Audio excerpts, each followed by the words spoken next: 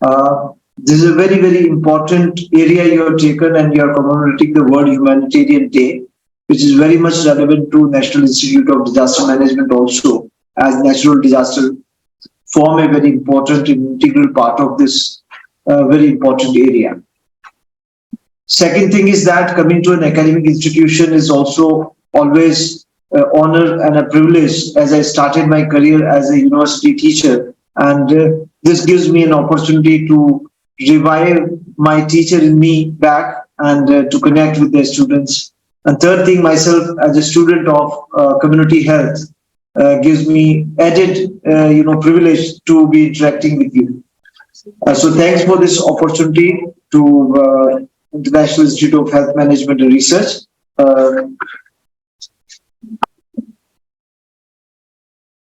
I think the introduction portrayed about me is not that accurate as it appears. I'm a very simple, humble person.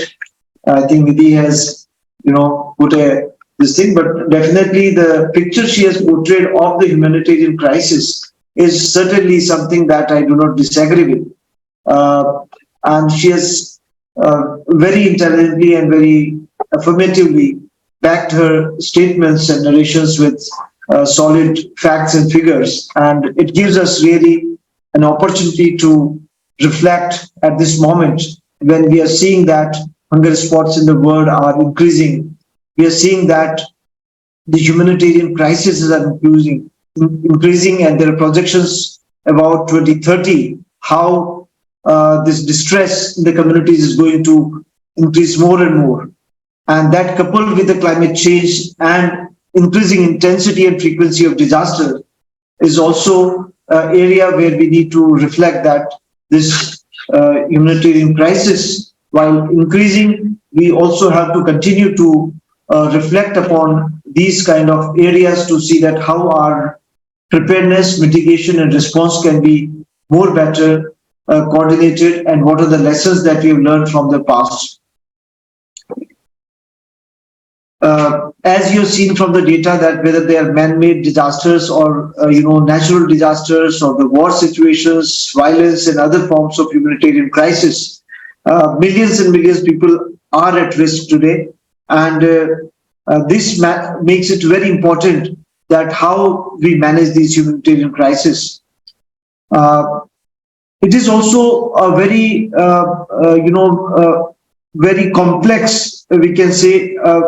These are humanitarian crises are very interconnected factors and very complex factors which lead to these kind of crises, and therefore each crisis comes up with a very unique set of factors which are leading to these crises, and therefore its manifestation or unfolding also becomes very unique to that particular context. And therefore, while we can generalize and make certain generalized statements about our strategy for addressing, nevertheless, we'll always have to keep our eyes open to understand those unique circumstances in which each humanitarian crisis is cropping up and impacting certain category of people in a certain unique way, so that our response also is unique to that particular situation.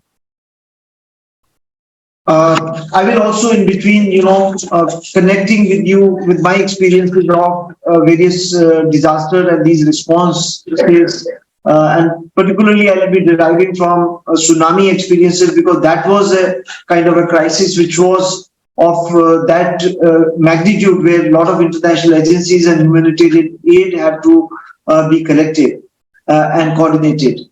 At that time, actually, we did not have any modern technological devices such as internet or other tools so proliferated up to community and the disaster managers that we could leverage them, and that had led to many pitfalls. Despite claiming that I tried my best to do very well management and I got kudos from so many quarters, when I reflect back, I feel that there were many gaps which could have been addressed. For example, the place where I was working was in a Kadalur district, in a school called Parangipetai, where loads of the old clothes got dumped. because people from outside, they have certain assumption about a crisis with all good intention they bring. But finally, the fishermen community which they were addressing has a very unique characteristics. They will remain without cloth, but they will not like to, use very undignified, ungracefully, cloths given to them. Maybe if you iron them and give in a proper way, they might have this thing. So they were just, lying there. They lost their houses, but they said, "We are not beggars. We are not this thing. We will not accept." I mean, I'm just trying to give that. Had we had a sort of a cloud sourcing of, what is needed, though there used to be a system, I'll come to that point. So today's time we can leverage internet and modern other tools to see that the humanitarian, aid can be much more systematic, much more need-based, much more coordinated, and demand-driven rather than a supply-oriented. So this also gives us an opportunity to have a better coordination and better, improved coordination, because managing information that can be easily shared, and for example, working for certain systems that for certain data tools and formats, which is otherwise, so many of the agencies can share those data formats and tools, as well as they can share the information about the resources that we are having. And thereby there can be better coordination, not only between the community needs and the international aid agencies, but also among different agencies, there can be better coordination is possible today's time. And, otherwise we found that time there was a lot of confusion. What is the role of different organizations? And there was, a lot of time was taken to assess the community needs that time. Another very important area is community involvement in any of the humanitarian crises. Many times as the humanitarian managers, we do armchair theorizing, assuming that community needs this or that, which may be by and large correct, but it may not be totally driven as per the needs of the community. I'll again take back you to my experiences during tsunami and many other disasters, and where, for example, during tsunami, I was on a very, my first posting as IS officer. So it was a limited area. In my subdivision, I just divided into 2 geographic entities, and I was handling around 10 to 15 habitation on the coastal habitations. So I had a system that every day evening there will be, 1 male and 1 female leader from each of the habitation will come, and they'll be meeting around 5 or 6 o'clock in the evening, and we'll take feedback that what was done today, what were the gaps, this thing, and how we can, mobilize those community needs. So community needs are very dynamic during a humanitarian crisis, especially in the beginning. Initially, there may be, the biggest challenge may be to save lives, the injured who are there, the dead, disposal of the bodies. As you move on, then there will be, many other things related to temporary shelters, related to food, water, and basic amenities, crop up. So all these things are very dynamically evolving, and there are many dimensions to it. There is a gender dimension to it. There is a, nutritional dimension to it. There is a, health dimension to it, and you have to constantly de-jargonize these things and to understand in a simple, understandable language from the community as to what is needed. For example, I think it was close interaction with the community, and also we had certain volunteers of, in Tamil Nadu, the self-help movement, and we have a special vertical for dealing with the social welfare department. So we also had asked them to have meeting with the women self-help groups in the villages and habitations that time, and by that we could derive certain insights that okay, women need sanitary napkins, and we asked the Tirupur textile to just provide loads of that, and that was came up as a unique example again in that area in terms of the response, that it was very gendered and it was appreciated by many of the activists and other NGOs. And these are not a rocket science. It is just you have to interact with the people and know that what they are needing, and you have to involve them into a better participation so that there can be response can be driven to community needs. As I already emphasized about the information sharing in humanitarian emergencies, and again here There are many other platforms like crowdsource mapping, sharing of the data from the organizations, and creation of web-based community mapping, etc., that can help into a better and effective interface between mobilization of resources as well as their fair and equitable distribution. Similarly, the humanitarian aid and this thing is not the communities. As you move on, are not contented only with that passive recipient of your relief material and just looking that like beggars that okay, you have given us water, shelter, and okay. They are also looking for some medium term and long term goals of restoring peace, of normalcy, long term their livelihood restoration, etc. So while humanitarian aid has to be there, but it has to be integral part of a larger strategy as to how you respond to in the medium term and long term, and how your humanitarian aid does not make the communities totally dependent and this thing, but it empowers them to also become active participants in their recovery and rehabilitation in long term.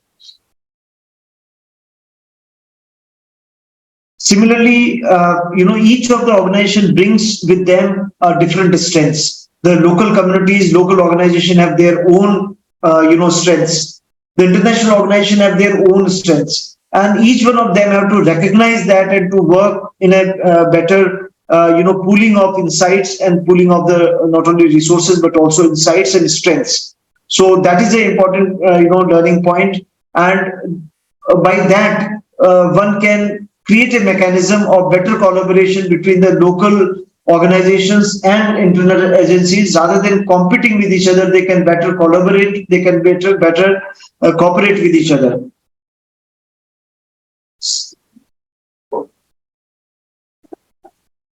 So to put in a sense, I think we require a model of humanitarian aid which is more dynamic, which is more interactive, which is more inclusive, which is more participatory, and which can also be backed and driven by the modern technological devices which enable an aid into, and also it's a integral part of long-term recovery process, and not a standalone relief charity oriented model, but looks at citizens and them as important partners who are also responsible for their own progress, and who are active participants into this entire process of recovery, rather than we becoming totally champions for their cause and making or creating more dependency in this thing. And we have seen that disaster after disaster, these are some of the challenges which continue to happen.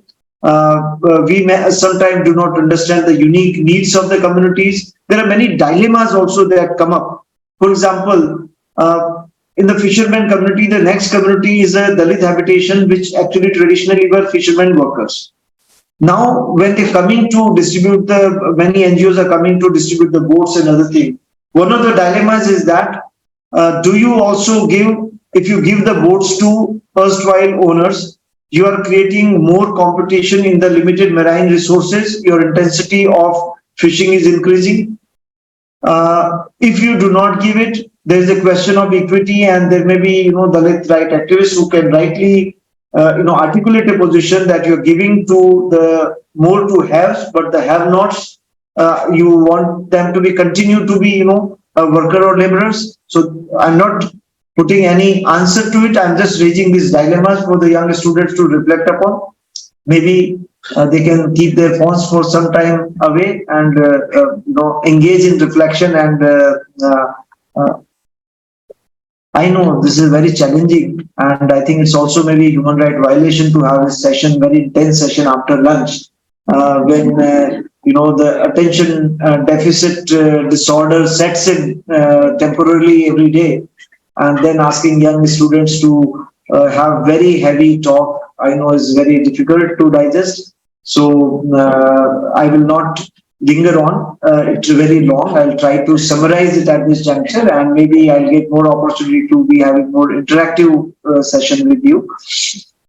So I think we have to see that not only how we manage humanitarian crisis, but I think like in health, you are students of health management, and health is not only about curative health, but it is also the preventive health, the promotive health. Same way, I think the humanitarian crisis also we should look as like a patient in a emergency ward. So I think one good way at a societal level is to how you can reduce the emergencies and accidents so that your ward is lighter. So similarly, we also have to, while continue to manage better the humanitarian crisis, but all the time we have to also think upon how to reduce these crises, how to prevent these humanitarian crises, and how to build in a culture. Certain crises may not be possible to reduce them; they may be inevitable. The hazards, natural hazards, may be inevitable, but definitely natural hazards may be prevented from turning into disasters, because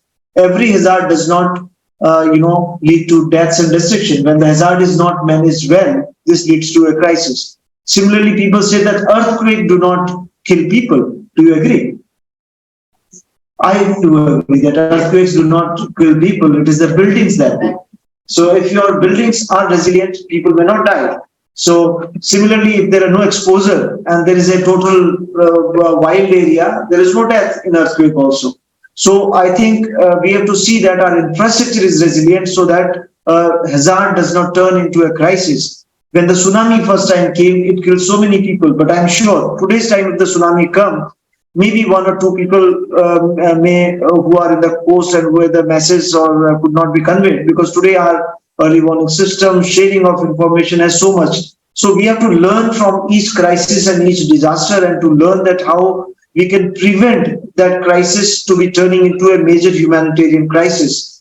The conflicts will be there, there will be difference of geopolitical opinions will be there. Definitely it is bound to happen. The natural hazards will be there. But I think all of us can work together to see a better world for us, and particularly for your future generations, to see that we do not see them as turning into major humanitarian crisis. We can try to identify those risks. We can try to prevent those risks. If not preventing, we can minimize those risks, reduce those risks, or at least we can mitigate those risks by appropriate coordinated interventions. With these words, I once again thank the organizers, and particularly Nidhi ji, for giving me this opportunity, and thank you very much for this occasion. Looking forward to a very, very successful event, and the other two international resource persons who are also connected. I'm looking forward to hear them, as well as Professor Santosh Kumar. So just want to share that my first introduction to disaster management when I was in Rajasthan Administrative Service he was a faculty in HCM RIPA Jaipur, where I was trained, and that time he had given me assignment. That was my first curiosity toward disaster management. So though he is now advisor to me, but he was former director also of the institute, and so I'm very indebted to him, and today's presence also adds value to these discussions. Thank you very much.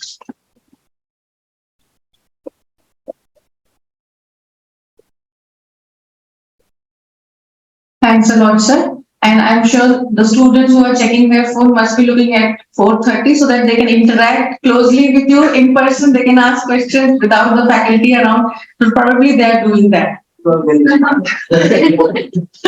Thank you.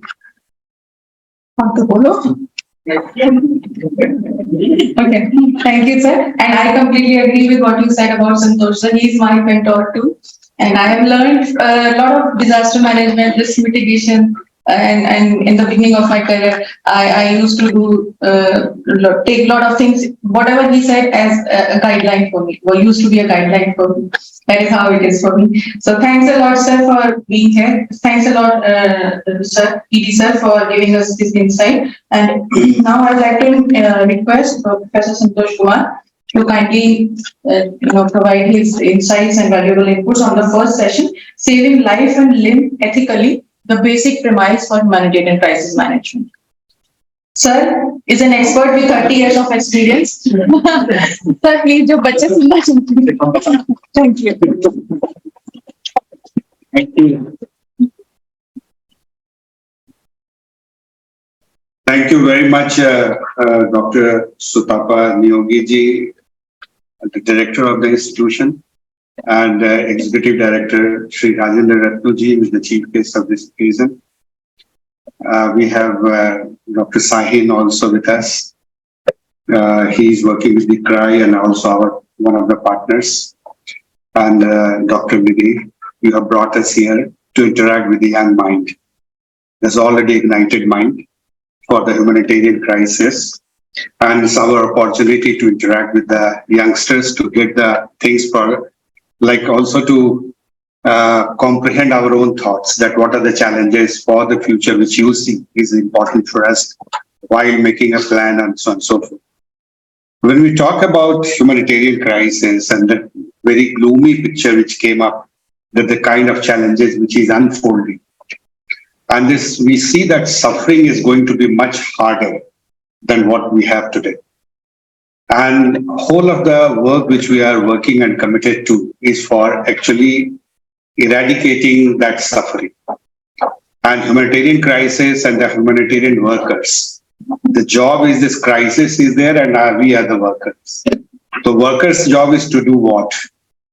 The workers' job is to remove the kind of a stress, distress, unhappiness to happiness. That's what the challenge which we have. And many people, or almost all the people, have to go through the same kind of a process.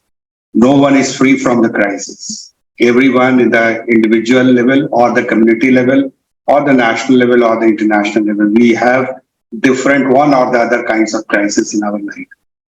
At times we cope with, and at times we need help from others too, actually. This type of crisis always happens. So I wanted to understand when we started our career that humanitarian, that was a very prominent word, humanitarian crisis, when we started, say, 30 years ago. And hardly anything, what Mr. Ratnu has raised is very valuable questions. This not only the reactive, but also become proactive. Youngsters and we all together have to think what the key messages which he is trying to give. Humanitarian crisis emerges after the crisis. But how that impact can be reduced and can be made minimum, but that is possible only when we start working ex ante, pre-disaster or pre-scenario. What is our preparedness as a humanitarian worker? What are the things which are unfolding as a challenge? And those challenges to be taken up as in a different way. One, you must have heard about the Buddha's story. One very much grieved lady, she lost her kid and she was looking for an answer. And she was into grief and crying, howling and everything. And no one can actually, that time was able to help her to come out from that grief. So all humanitarian crisis, the worker or the community during that time, the worker concept was not there, but it's always the community feeling was there. So everyone trying to. So people said that probably you will get the answer from Buddha. So there is a saint, you go to him and probably ask this question, probably he would help you in taking you out of the suffering. So the lady went to him and asked this question that I have this child, and so I lost him because of some problem happened and because of his illness. So and you have to actually take care of me and you have to bring him back.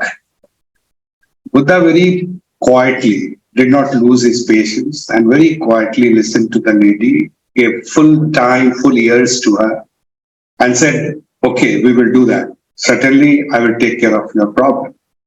But one kind of एक शर्त है और उस शर्त में ये है कि you go and collect a bowl of rice और उस घर से लाना जहां किसी की डेथ नहीं. So the lady went and went and went and went and went. After that, when she came back in the evening to Buddha, said, oh, good that you have come. कहाँ है चावल हो गया? Bowl do. The lady said that I went to every house, every single house in the vicinity, and I did not find any house where this kind of a grief or suffering was not there. So Buddha very quietly said that, so you got the answer. You yourself solve your own problems. So everyone has to go through such kind of a process. Only thing that we have to realize, we have to cope and we have to move. As a humanitarian worker, we are also victim and also we are the service providers. So in two different roles and different times, that when how we can bring that compassion in ourselves. Humanitarian means what? That you have to be ready to go beyond yourself. And that beyond yourself meaning thereby that you have to take care of the person with the same compassion and love which you want for yourself.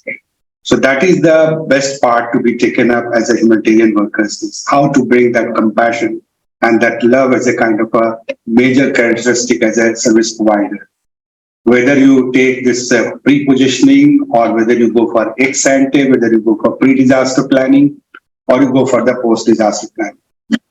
When we were going to in many flood situations, Ratnuji is a very much and very dedicated practitioners when it comes to disaster.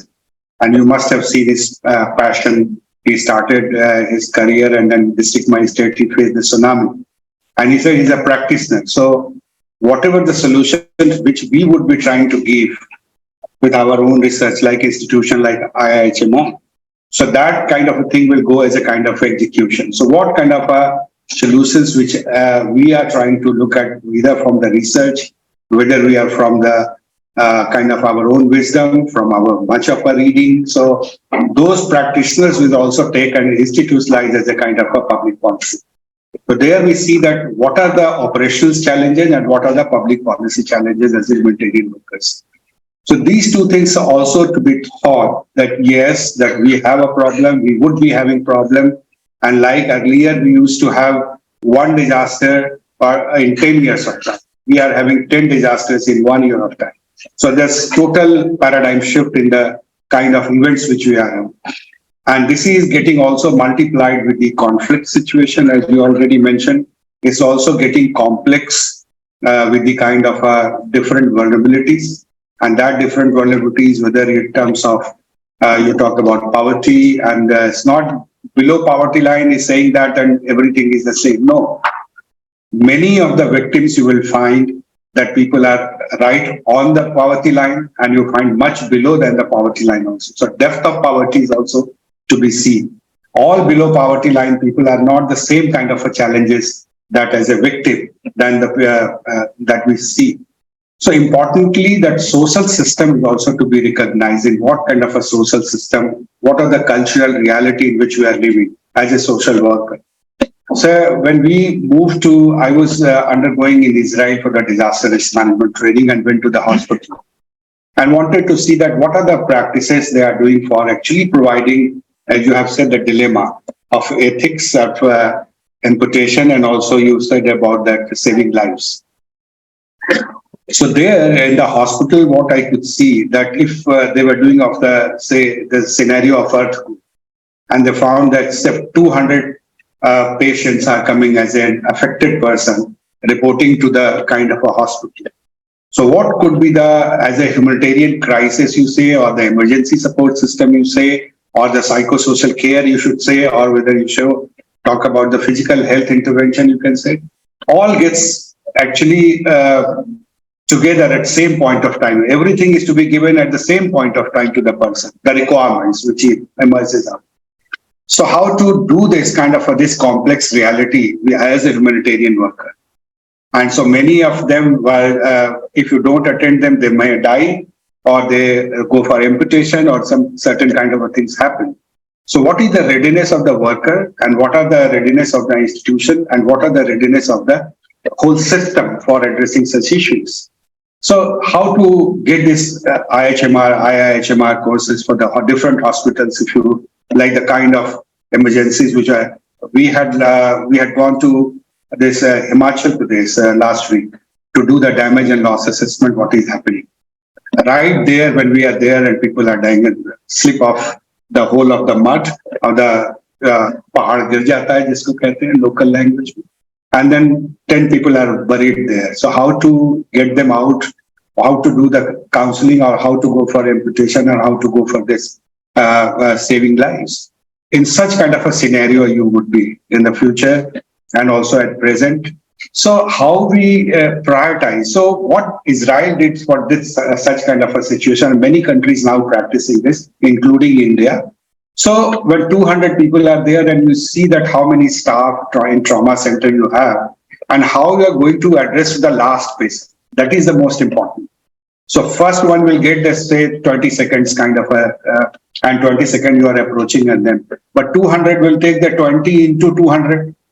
So 400 or 4,000 kind of a minutes that you will reach to the last patient.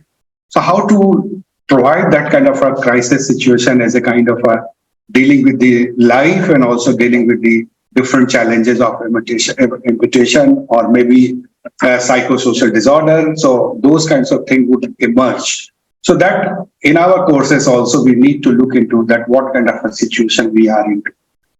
So those who are living in the crisis situation, those who are the victims, see the plight of the victims, and victims are not a homogeneous category. Victims are very, very heterogeneous. Some will have a very good physical strength, those who will have some very good mental strength, but some, as you said, that malnourished, the children, girl child, the male child, their vulnerabilities are different. So it's not, we cannot say that one size fit to all would work for everyone. So we need to very, very kind of it's a time of specialization, it's a time of science and technology, it's a time for, we say that we are moving into 5G to 6G and AI and other things, how that could be applied for the humanitarian system. This is also very, very important. Scanning a patient, how fast we can go ahead with this. So those kind of things to be brought in our understanding of saving lives and amputation. But always there is a crisis of that deciding to do what. And one word, very heavy word is there is ethics. So at times, what are the ethical things which comes into play that you have mentioned to address on that? What are the ethical issues which are coming in the way? That you are aware and you know that better, that what are the ethical issues which comes in. Many of the places when you go, the service providers, they might ask that I need so much of X money or Y money or Z money, then only I will provide services. At the time of humanitarian crisis, this is ethical value. That how this ethical value of the nation is getting built in the sector for who is providing humanitarian assistance. We say that humanitarian assistance is the kind of, we are going beyond ourselves. We are going as a people are into crisis and we need to help them out. So that is the thing which we need to look at, that how the younger generation think that who am I? मेरा जन्म किस लिए हुआ है? Whether धनराशि कमाने के लिए, अपना मकान बनाने के लिए, बच्चों का लालन पालन करने के लिए, गाड़ी खरीदने के लिए, or something else. These are the means, not the end of the life. So when we are into, we have opted our career as a humanitarian worker or the health worker or this, how we can design and keep asking these questions. They might be very uncomfortable, but also this will give you comfort in the long run. So that kind of a questions need to be asked, that what is my objective of being here in the whole of the crisis situation? When you are sent to such kind of a places, then again you have to ask this question, what for I have come? What is my duty? What is my responsibility? And then you immediately you come out this Constitution of India, this Article 14 to 19. They have given you a right and responsibilities. So there we have to see that right to life with dignity. So where and how you are providing dignity to the victims. Mr. Ratnu has already mentioned about that used clothes were distributed as a humanitarian work. This is not maintaining the dignity. What I am saying is that Chalta Hai approach is over. Bring that digital approach that X is okay, Y is not okay. There is no partial fulfillment. X is there, Y is there. So planning for that how we can best provide those services to the people. I could be victim, my mother could be victim, my sister could be victim. So we are not doing for some others. We can also be a possible victims for any circumstances.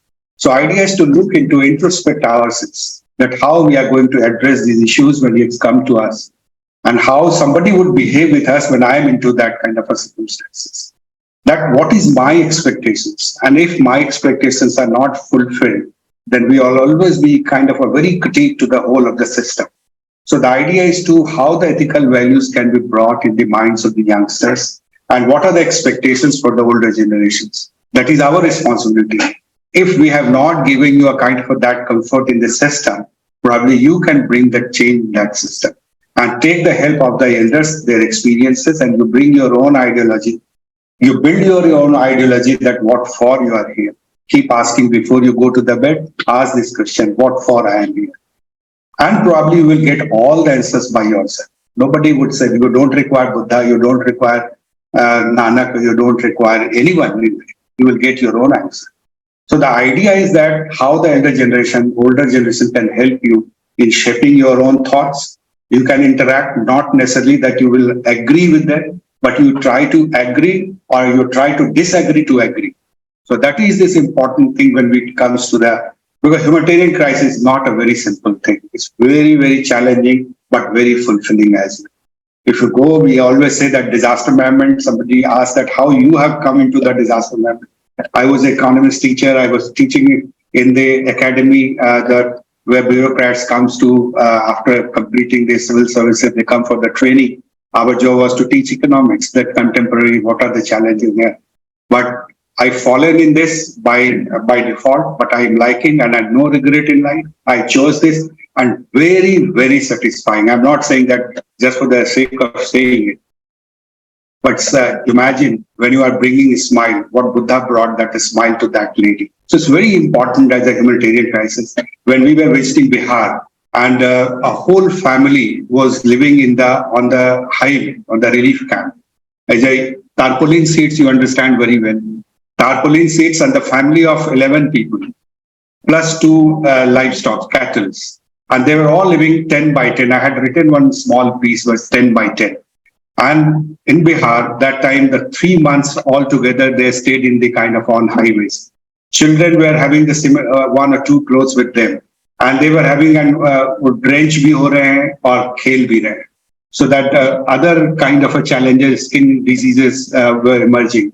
मैं पूछा कौन कौन कैसे सोते हो आप लोग तो दिन में they had a kind of a different kind of a timing schedule for them.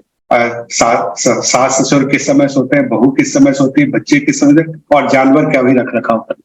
So that kind of this is all humanitarian assistance which we are giving. So idea is to relook and standardize it and see that whether 14 to 18 article which we say life and also life with dignity, is it the dignity which we are offering at the time of crisis? No.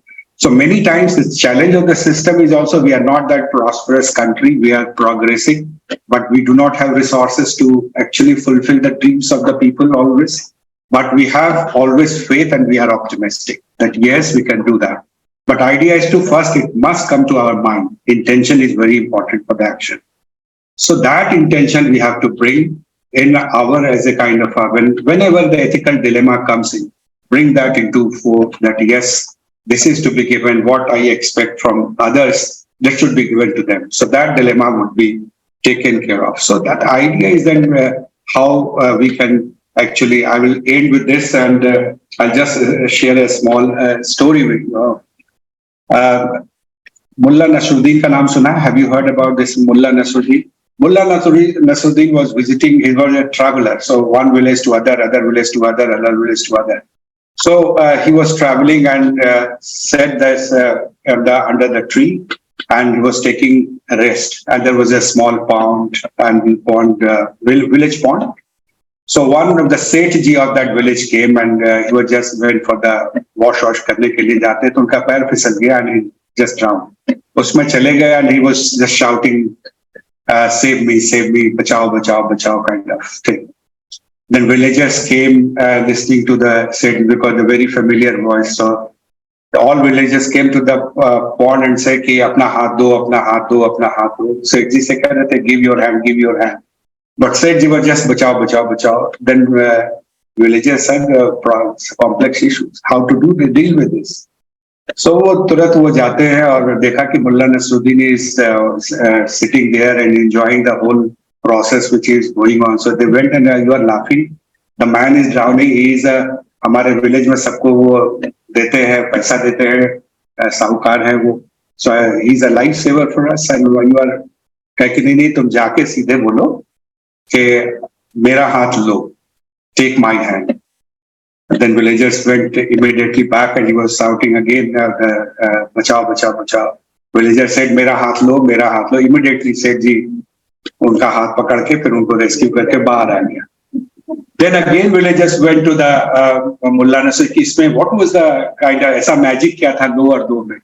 The magic was that his whole work is to take money, ना वो सूद का पैसा लेने का है. तो उसकी habit, उसका idea, उसकी ethics, everything is that. So जैसे बोला कि अपना लो तो उनको समझ आया कि कुछ मिल रहा है, फिर उसके बाद उसने तो this is very important. Power to give is very challenging and very important thing. Power to लेने वाले तो रहते ही हैं, and humanitarian workers is to always to give. So enjoy the power of giving, and there is no ethical dilemma would be there. And keep asking this question every time when you go to the event, what for I? Thank you very much.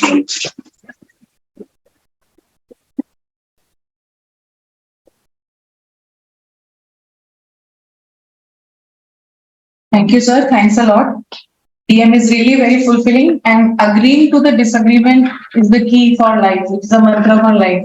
So we should all learn it from the very beginning, irrespective of the fact we work in which domain of public health. So coming on to the next session, the session is to be delivered by Dr. Abbas Ustad. The title of the session is Disaster and Social Justice, and he is going to present a case study from Iran. Dr. Abbas is a medical doctor, Masters of Public Health and PhD for Disasters and Emergency Health. He is Associate Professor at Tehran University of Medical Sciences and Head of Disaster and Emergency Health Department, as well as Vice Dean of School of Public Health. He has more than 20 years of experience and has conducted several educational and research projects in the field of disaster management in Iran.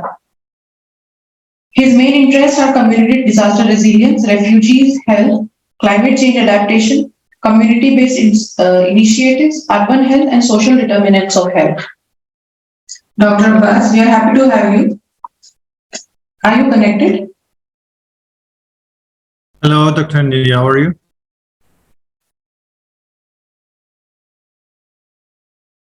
Can you hear me?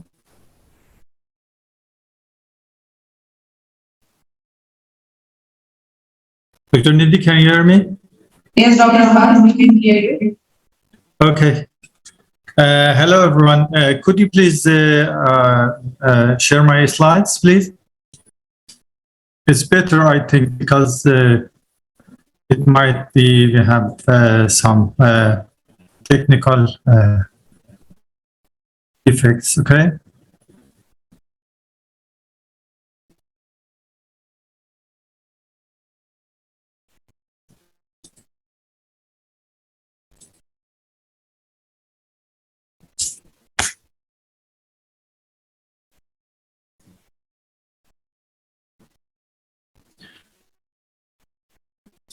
Okay, thank you. First of all, I would like thanks from all of the colleagues in India, especially International Institute for Disaster for Health Management Research, and my friend Dr. Nidhi, that she invited me to this very valuable and informative seminar. My lecture is about the social justice in disaster. Why does it matter and why does it mean?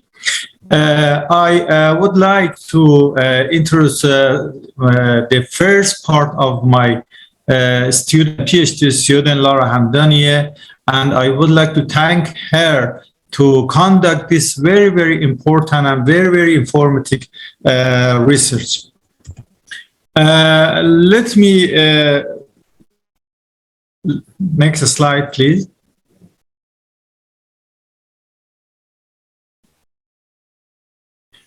As you know, during the history, the approaches to disaster risk management have been changed. If we want to divide the approaches of disaster risk management in two main parts, we can say that the COVID-19 pandemic conducted and very big revolution in the history of the disaster risk management. Why? Because in the pre-COVID-19 era, as we see in the history, the main approach and the first approach was fatalistic approaches. And then after a while, we see that the main approach for disaster risk management changed to enduring approach. And then in the recent year and recent decades, we can see the main approach and the main issues and the main challenges is about the social approaches. But in the post-COVID-19, we see that the health is so important. It means that right now in this decade, the health is the main and is the heart of the, sustainable development and disaster risk management. Next slide, please. So I would like to mention about two main, term and phrase. We have some condition in each community that we name it social determinant of disasters. I'm sure that you know and you are informed about the social determinant of health. But right now, I would like to say about the social determinant of disasters. These items can cause an hazardous event to a big disaster or extensive or an intensive disaster.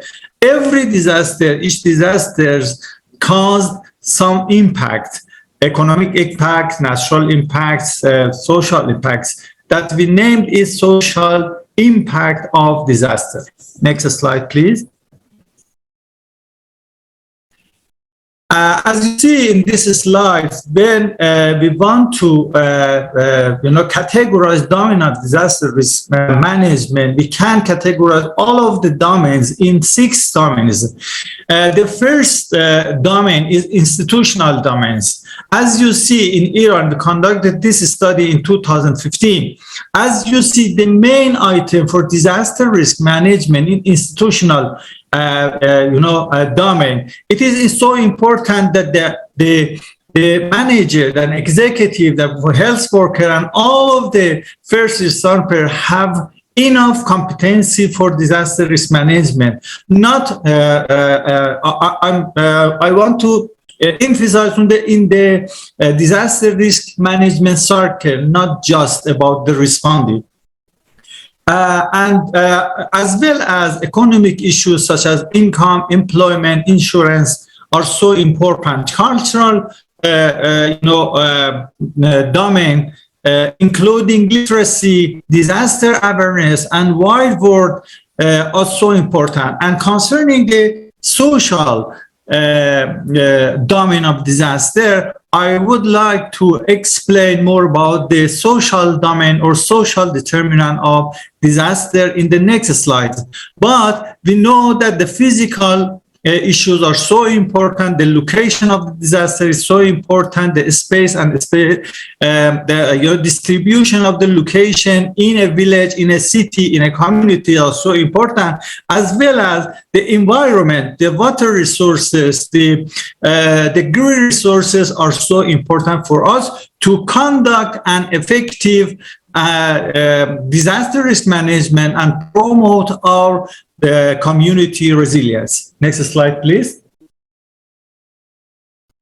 Oh, we are talking about the social determinant of disaster. I'm sure that all of you know about the social determinant of disaster, but it is so important beside of the poverty, beside of the health, beside of the social capital, social security, employment, and social well-being. There is a very, very important issue as the social justice.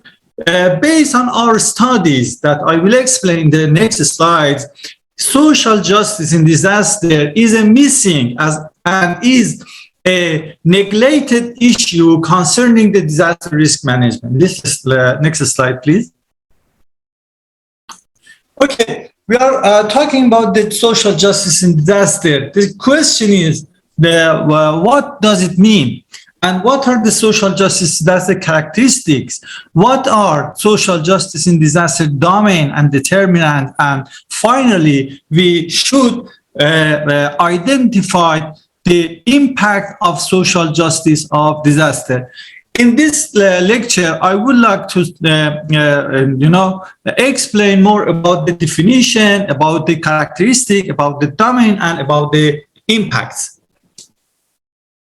Next slide, please.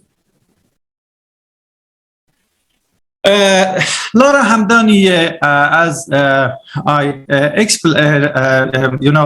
introduced her, conducted a scoping review to find out which literature, which knowledge we have and is available in all of the world. We noticed that there isn't an accurate definition for social justice in disaster. The next issue that we find based on our studies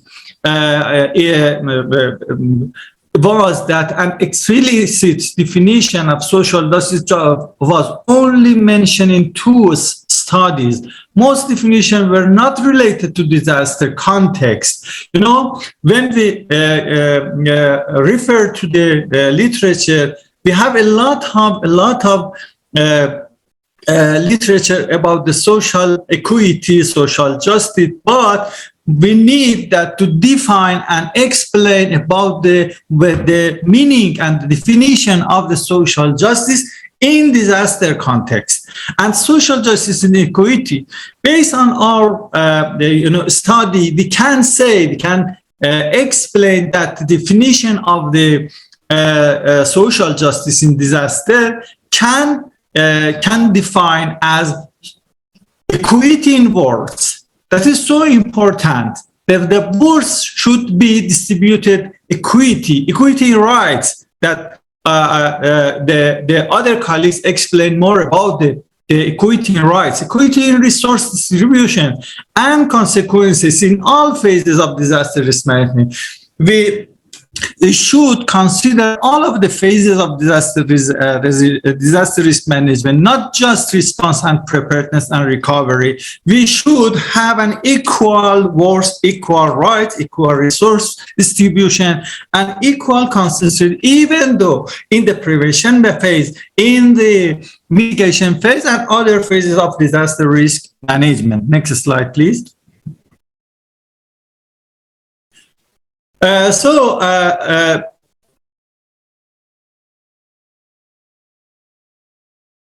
I said, this is the definition of social justice in disaster. Social justice is equity in source, rights, resource distribution, and consequences in all phases of disaster risk management in societies. Next slide, please.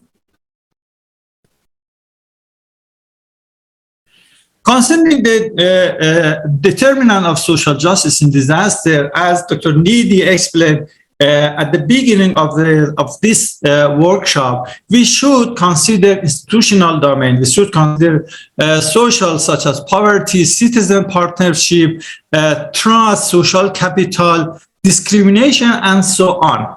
Economic is so important, environment so important, physical, for example, infrastructures, structures, living, building codes, and etc., are so important. And as well as that is so important that we should consider cultural, issues such as education, such as awareness, and etc.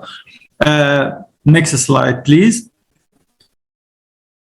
Based on our study, we conduct a conceptual framework for social justice in disaster. As you see, when we want to establish and conduct a conceptual framework, we should consider 3 main items. The first one is characteristics. I explained about the characteristics of social justice.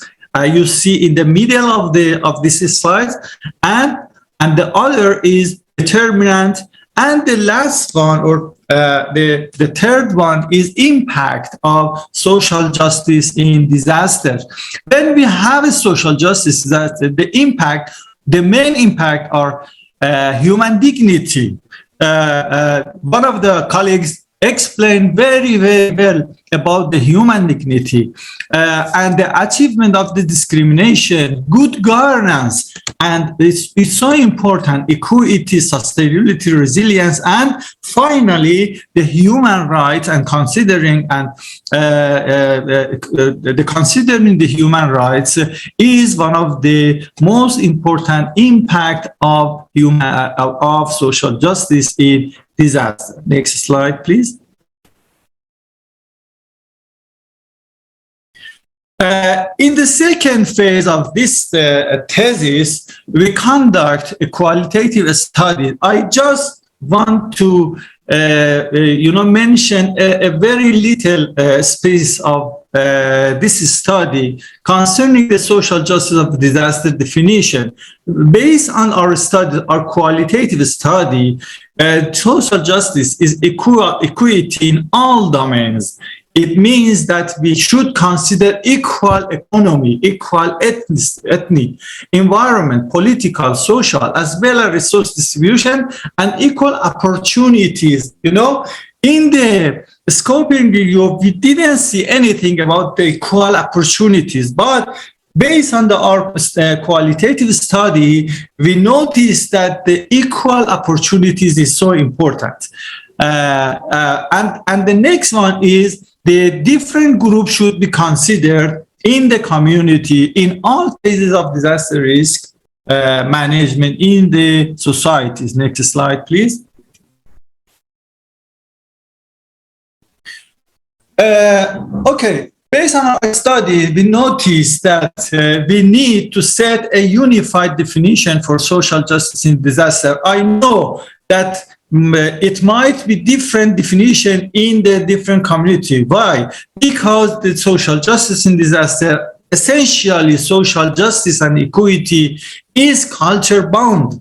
The issue is culture bound term, and it is a culture bound concept. But when we want to speak to each other and communicate with each other, we need to set a unified definition of social justice in disaster risk management. The second conclusion is that we need to develop a common conceptual framework for social justice in disaster. And the last one that is so important, we need to develop national plan for achieving social justice in disaster, or we need to develop some national plans adopted or related to the justice. Why? Because the justice is the final output of sustainable development, disaster risk management, and etc.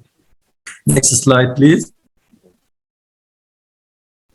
Again, I would like to thank to everyone. I hope everyone be happy, and thank you.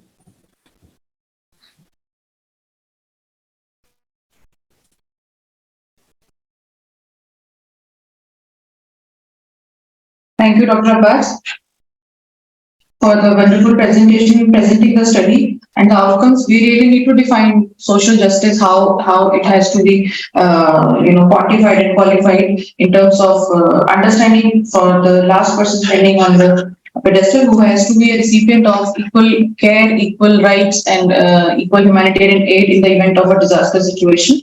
So I completely agree with you. And when it comes to vulnerable population, it becomes even more difficult to ensure equity and equality. So our next speaker, Dr. Shaheen Ansari, is an education specialist, and he is going to talk about the child-specific human rights and how there is a reciprocal relationship between the children, the disasters, and human rights, how they are violated the most, or the maximum, I should say, in case of vulnerable child being the recipient of care or humanitarian aid, etc., in the event of a disaster.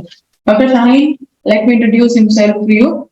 Dr. Shaheen has done his doctorate from Jawaharlal Nehru University and has been working in the field of development sector for more than 20 years. He has worked with national and international organizations like UNESCO, Child Fund International, and Council for Social Development. Presently, he is working as education and emergency specialist with child rights and youth CRI. His focus area is child protection and child rights during disasters and emergency. His expertise is on education and social and emotional learning. He is a blogger and regularly writes on education related issues. I request Dr. Shaheen to please come over and share his experience.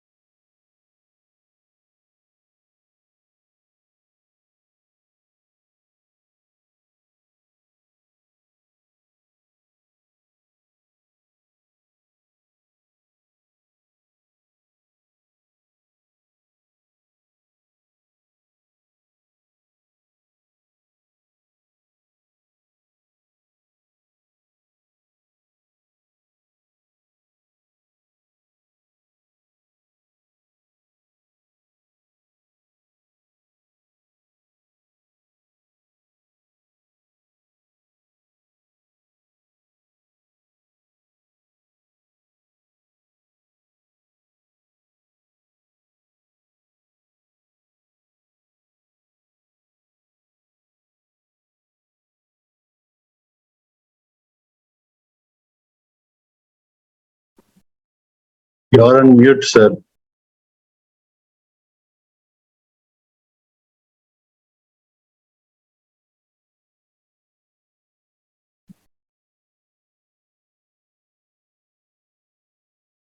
Kindly unmute. We can't hear the speaker.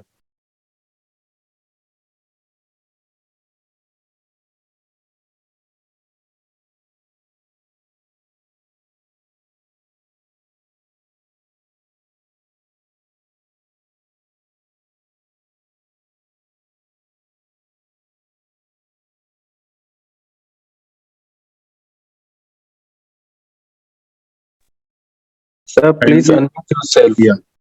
Unmute, please. We can't hear your voice, sir.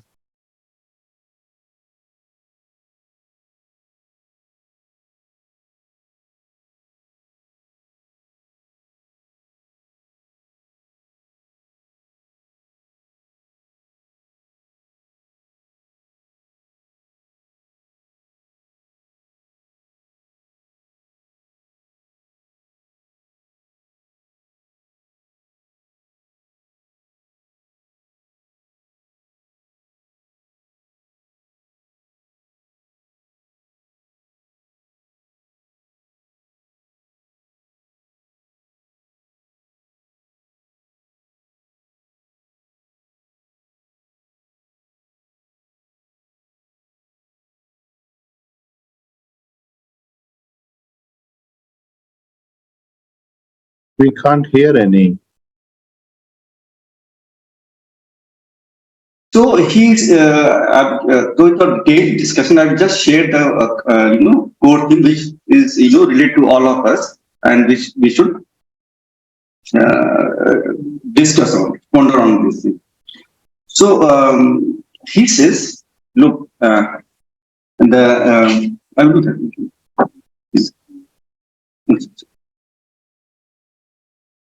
Okay. So he said, look.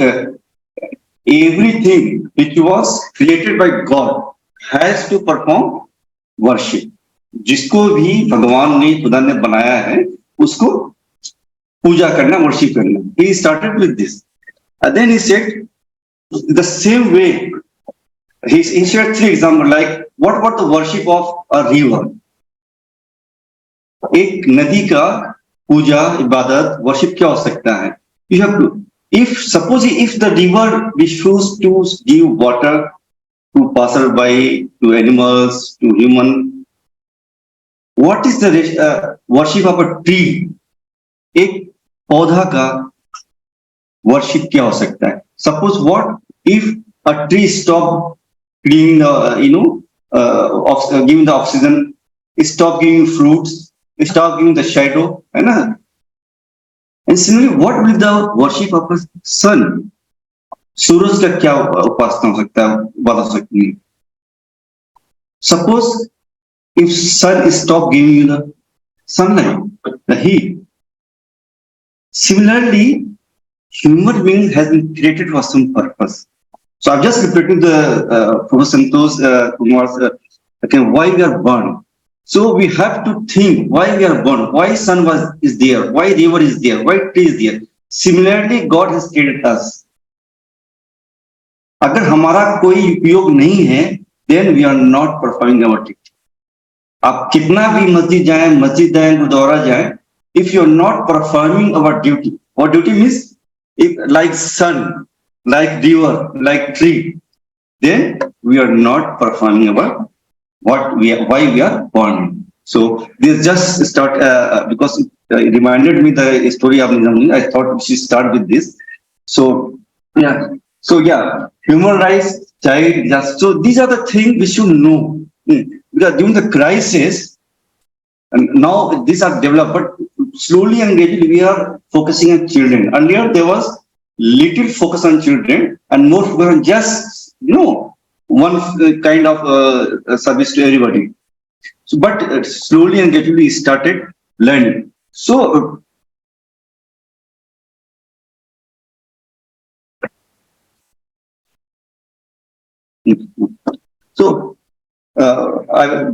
one of the community human right, Manav Adhikar.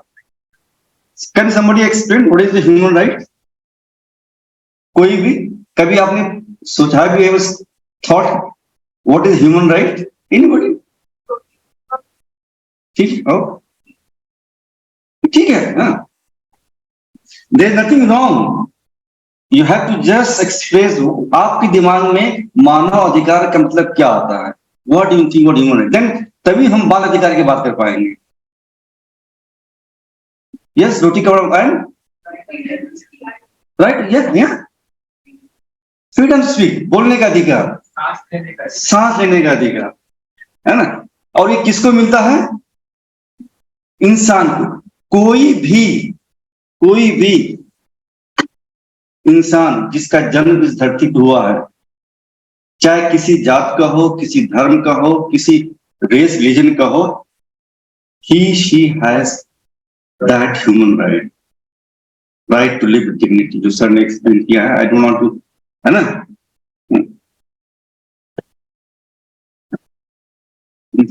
So आप you are right. So ये मानव अधिकार, the human rights started much earlier. It's a era. It started from BC, very historical.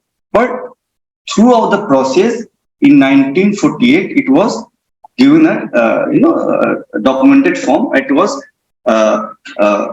asked every country to abide by this right. That if there is a child, there is a human, she has certain bare minimum. जीने के लिए, एक इंसान को जीने के लिए जिस चीज की जरूरत है, that is his or her right, human right. And that was by UNO, but in every country it has to be followed. In India, we have National Human Rights Commission. Currently, उनका chairman है Justice Arun Kumar Mishra. He was Chief Justice of India, and now he is a chairman of NHRC, which takes care of human rights in India. And so, as we discussed, there are bare minimum which cannot be compromised. So every human has this right. As discussed in 1948, this was declared. It's called the Universal Declaration of Human Rights, right? Which was a milestone in the movement for human rights.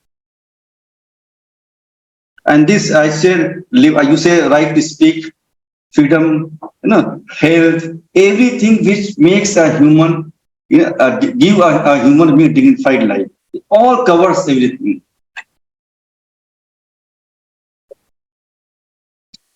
From there comes Bal Adhikar, child rights. Okay, then what could be the child rights? Yeah. Education, good.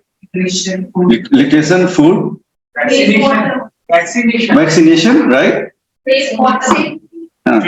So these all things should be there when we are into disaster environment. And जब हम disaster management की बात करते हैं, जब disaster होता है कहीं पे, so education, health, all those things which are should be there. So these are additional to human right.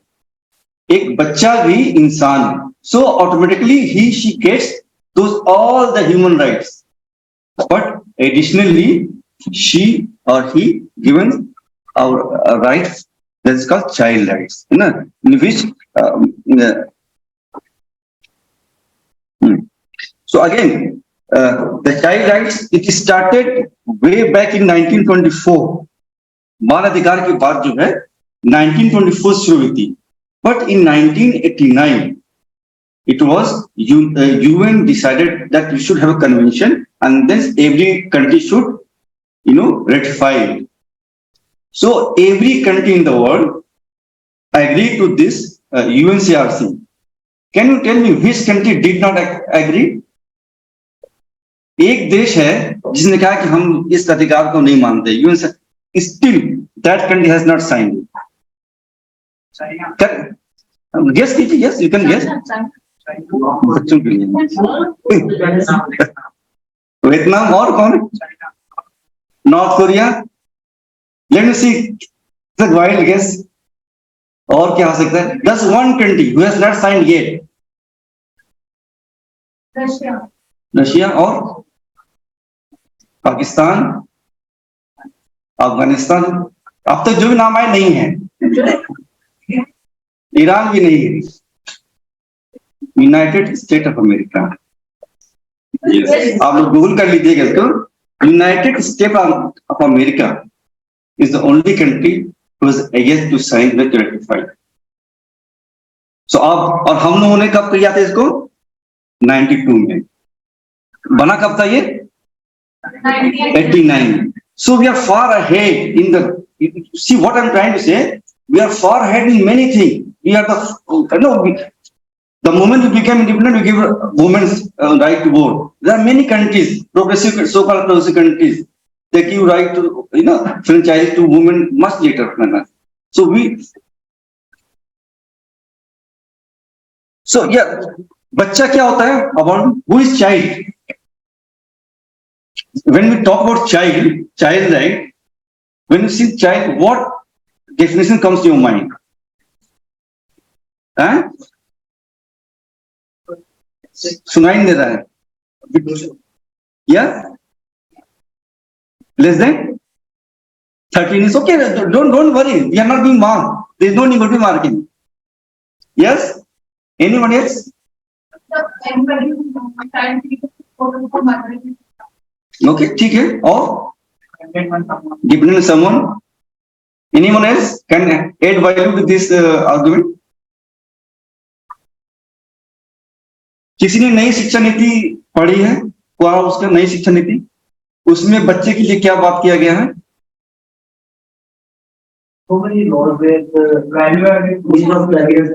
Okay.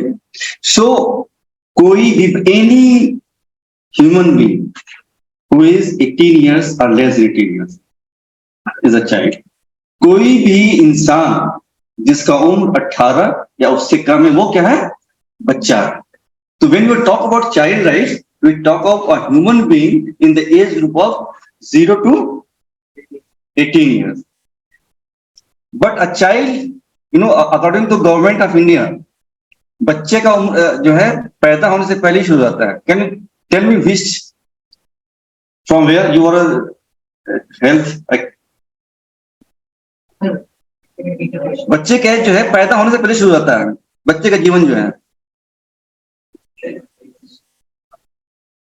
20 weeks after pregnancy. 20 weeks के बाद you cannot abort. 20 weeks है ना. अभी जो 2001 में एक्ट आया था ना, amendment act, that said if गर्भवती जो है गर्भ है 20 हफ्ते का है 20 weeks, then you cannot abort. That means that the government has not recognized the child from that period. So from that period to 18 years of age, we have to, when we talk about disaster risk reduction, we have to plan that way. In that phase, it got nutrition, it got vaccination, all those things come. So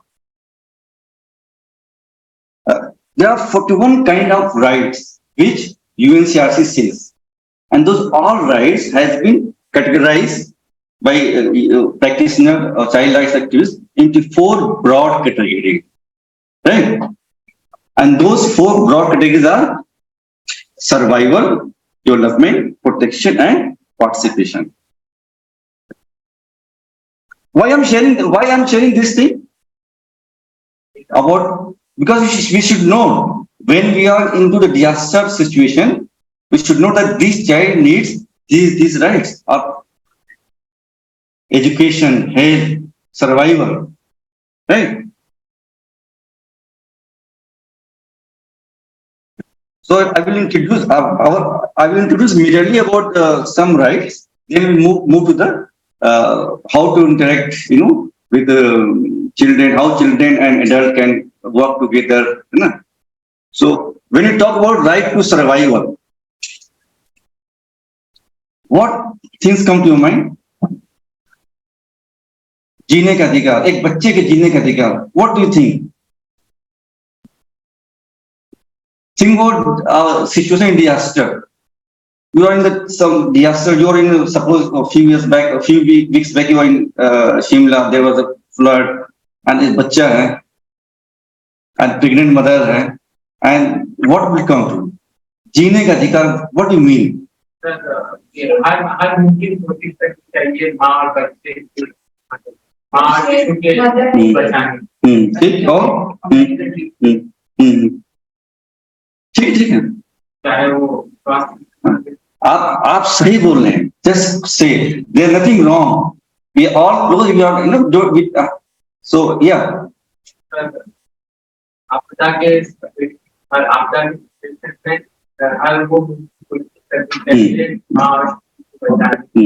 चाहे वो स्वास्थ्य हो, चाहे वो बीमारी हो, चाहे वो कुछ और हो. हर शिशु और माँ को आपके मतलब बचने को और बाहर बचाने में. राइट. आप इनकी तारीफ ला सकते हैं अपने साथी के लिए. Yes, you're right. So when we think about right to survival, as said earlier, 20 weeks after you cannot abort, then right to burn, वहीं से आता है जन्म लेने का अधिकार. We as a fundamental right is the right guaranteed in the Constitution. अगर 20 weeks का कंसेप्शन होता है, that child has a right to burn. Then right to minimum standard of food. Somebody was sharing खाना, है ना? You are sharing food, shelter, and clothing. रोटी, कपड़ा और मकान. Yes. And right to live with dignity. Right to live with dignity. Sir also shared. What do you mean by right to live with dignity in the context of a child? In a context of a child, right to live with dignity क्या मतलब होता है? What do you think? Yes, why? Yes. ठीक है, हाँ जी. Right, yeah. और कोई? Right to live with dignity. Dignity का what मतलब है? Dignity मतलब है ना? So और कोई? ठीक है. Any child who is born in this on this land, India में जो भी बच्चा पैदा होता है उसको डिग्निफाइड लाइफ के लिए सुप्रीम कोर्ट का एक जजमेंट आया था. 19 क्रिश्चियन जजमेंट बोलते हैं उसको. उन्हीं के जजमेंट के बाद ये राइट टू एजुकेशन एक्ट की बात शुरू हो गई थी. जब 2002 में अमेंडमेंट आया था, 2009 में क्या आया था? Right to education act. नहीं. So if a child is not getting proper education, if a child is not getting proper shelter, if a child is not getting proper health care, that means we are failing in providing right to life to a child. We as a nation will be failing. आपके पड़ोस में हो रहा है तो आप fail हो रहे हैं, हमारे पड़ोस में हम फेल हो रहे हैं, because our life without education, without health, without nutritious food is not a dignified life.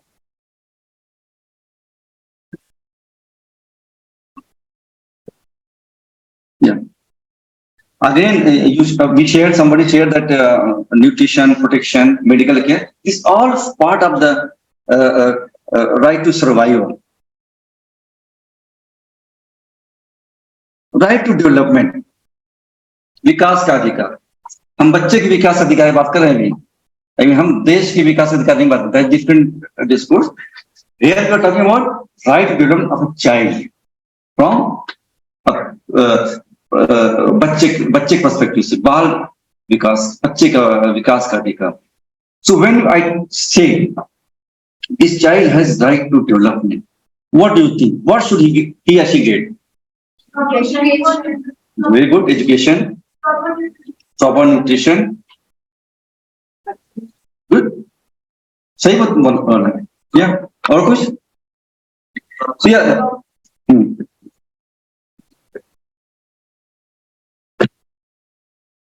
So when the right of development, children have the right to all form development, and from childhood, we should consider there are three pillars of development of a child.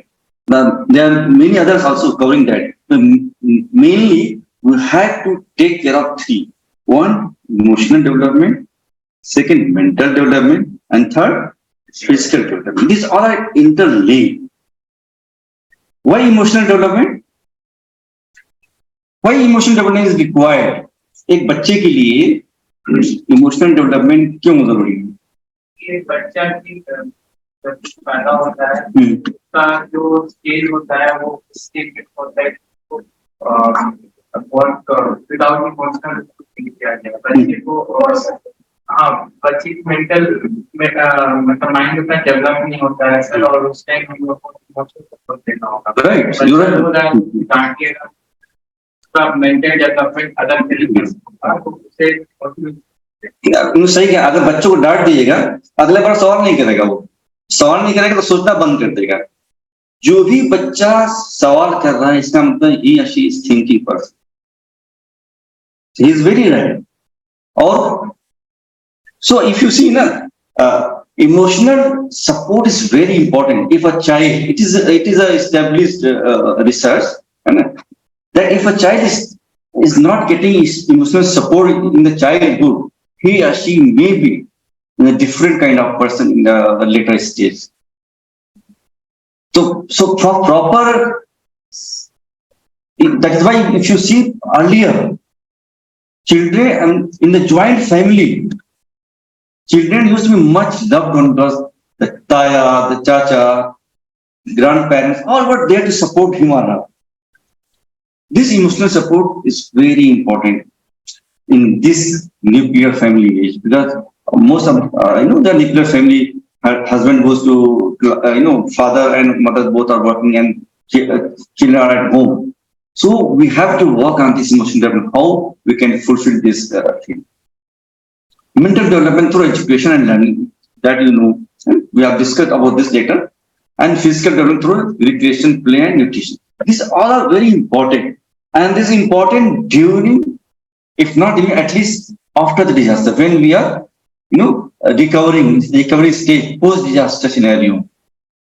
We have to provide emotional support to a child. We have to provide books, we have to provide bat ball, we have to provide football, all those things, because for a child, they don't know what happened. Immediately after the disaster, when we are working on recovery, we should not only focus on food, medicine, all those things. We have to focus on children with what they are want. Books, storytelling, game, football, cricket, all those things.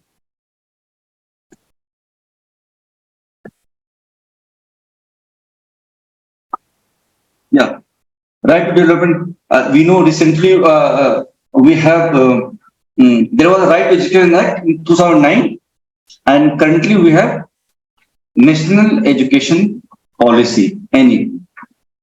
So I will not go in detail, but I'd just like to know what is different between both the act and the policy. Any idea? What is the age group they are covering, and why? Right to Education Act. Since we have less time, so I'll just Right to Education Act covers children in the age group of 6 to 14 years, right? So, and National Education Policy, which is NEP, उसको हम लोग नई शिक्षा नीति भी कहते हैं, right? ये इसके एज ग्रुप क्या बात करता है ये? हैं? 6 to 18 years. Or anyone else? 3 to 18 years. Okay.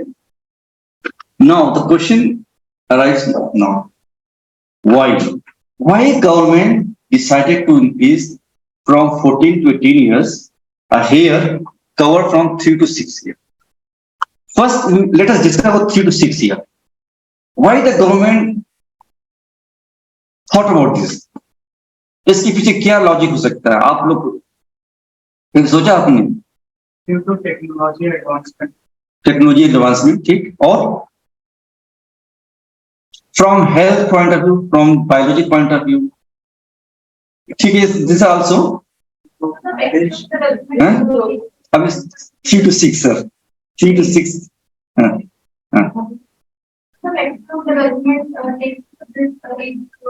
Right, इनके लिए आप तालीम गा सकते हैं. It's 75 to 80%. Depending on the kind of development environment, 75 to 80% mind, मस्तिष्क, दिमाग का डेवलपमेंट 6 साल से पहले हो जाता है. The government thought if the mind, if your brain is developed before 6 years and you started working after 6 years, you are missing the major part of the development, isn't it? जब बच्चे का 80%, जैसे किताब है, आपने 80% तो लिख दिया, 20% बचा ना आपके पास, तो you have already क्या लिखा है उस किताब में 80% we don't know. The child was blank when she was born, but reaching up to 5 years, 6 years, her or his 80% of the book was filled with whatever kind of environment she gets, where he goes or she goes. So government decided, let us start writing when she or he is blank, her mind is blank. That's why he started in new education policy, नई शिक्षा नीति, the government decided to cover from 3 to 18 years. Okay, right? There are many reasons, but main rest you may discuss and explore. There are Google. Now, why government decided to increase the age from 14 to 18 years?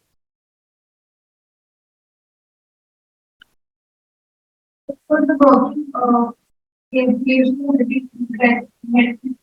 over by that period, and after that the child can be dance. Yeah, you're right. It's 14 years के as में कौन सा class pass करता है वो? 8. So you have this. Yeah. So yeah, now you are right. Others, why government decided to include 14 to 18 years in new education policy, नई शिक्षा नीति? सर, ये प्राइमरी एजुकेशन, बेसिक एजुकेशन, उसके बाद हो जा रहा है specialised education. So basic. When we are talking from the point of your right, अधिकार, है ना, and right to live with dignity. आप सही कर रहे हैं. हमें कह रहे हैं, अब इस सवाल को दिमाग में रखिए, right? Yeah, you are right. Don't. I'm just saying, when you are saying, we also keep कि कौन से अधिकार का वो उसको मिलेगा, what kind of horizon he or she will be open for, वो कौन सा दुनिया है उसके लिए खुल जाएगा when वो 12वीं पास करेगी इंस्टेड ऑफ 8वीं पास करने। मैंने आप हिंट दे दिया, 12वीं पास करके क्या कर सकते हो आप लोग, कौन सा कोर्स है जो 12वीं से पहले होता है? Can you become MBBS, lawyer, doctor, engineer? No, सबके लिए क्या जरूरत है?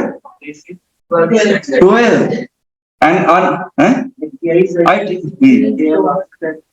हाँ ITI can, but we don't want our children to just go for ITI. We want it's one of the for technical knowledge. yes, you're right. When a child is when we were educating, we were saying that the right of these children are being, sidelined. If a child, when you talk right, you're talking about the right for all, not those children who can afford. हम तो पढ़ लिए. When we're talking about the right, we talk all the children in the age of 3 to 18 years in India, irrespective of her religion, her race, her income, her parents' income, है ना, location, कहीं भी पैदा हो, किसी भी जात धर्म का हो, हर बच्चे को 12वीं तक पढ़ने का अधिकार मिलना चाहिए। ये yes. Just mention every child has the right to be educated till the age of 18. But the child labor act is till age of 14. Yeah. To the best of my knowledge. Yeah, you're right. But उसमें जो है वो बच्चे, देखिए वो तो उस पे भी बात हो रही है कि एज को बढ़ाने की बात हो रही है ना। हम लोग जो चाइल्ड राइट्स पे काम करते हैं, हम लोग का मानना है वो जो है 18 साल तक का बच्चा कोई काम ना करे। You are right, very good question, very good. हाँ,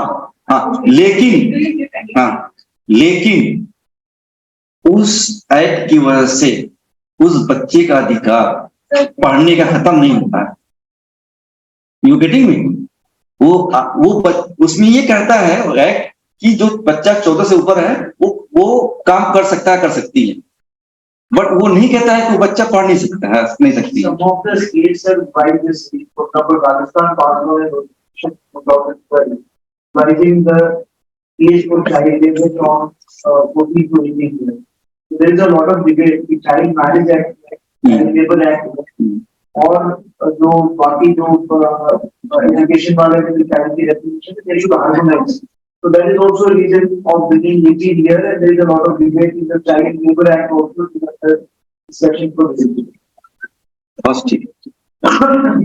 So अब हम थोड़ा फास्ट चलेंगे, उधर से मैसेज आ गया है हमको। So we can discuss over the cup of tea if there is any question, right? अब बाद में बात कर सकते हैं। You have my so right to protection, सुरक्षा का अधिकार। when आप सोचते हैं क्या होता है? Social protection.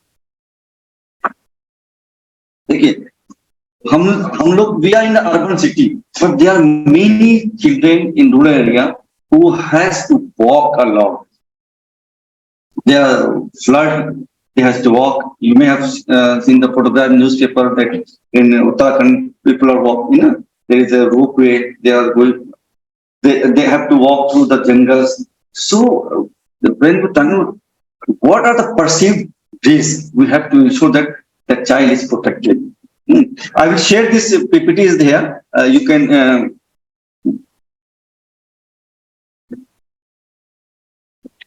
Again, the same thing. We have to create a safety net where a child is free to walk into the school, come out of the school, and there is no, violence she or he faces on the way to school or in the school.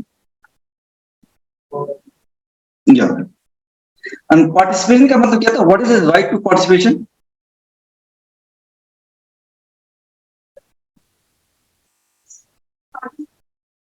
When I'm saying right to participation, I am talking about a child.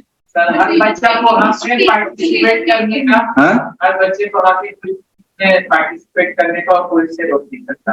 अच्छा ठीक। और हाँ, yes, decision making, that's very important participation. उस बच्चे के लिए जो बन रहा है, क्या उसमें उसका सहभागिता है? Is she participating in the decision making process of what is being decided by her parent, her teacher, principal of the school, or director, ma'am, anybody? So that is the participation. कितना minute है मेरे पास? उसी आज खत्म हो चुका है। अच्छा ठीक है। So I'm just have quick about this. That was the main thing. Yeah. So I will just not go through the. What is the reciprocal relationship? What do you mean by this? यहाँ पे क्या होगा? Reciprocal relationship in your school. हाँ, हम लोग ऐसा काम करें, we, you know, that we should help each other. हमारे काम से जो whatever the benefit to each other, you know, or when we, I'll share few names. I would like to know whether you know these children, because in climate change they have played a very. I'm just giving a hint. There is one person, Lisi Priya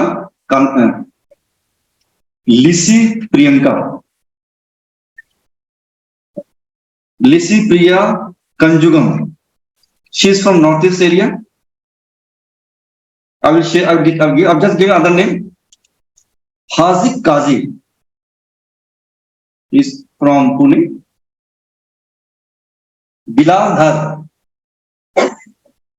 One thing common in all this thing. Bilal Dhar is from Kashmir. One from Northeast. She's Haji is from Pune. Kazi. Bilal Dhar is from Kashmir. Really. And another is Greta Thunberg. You know? अपने देश बच्चों नहीं जानते हम लोग।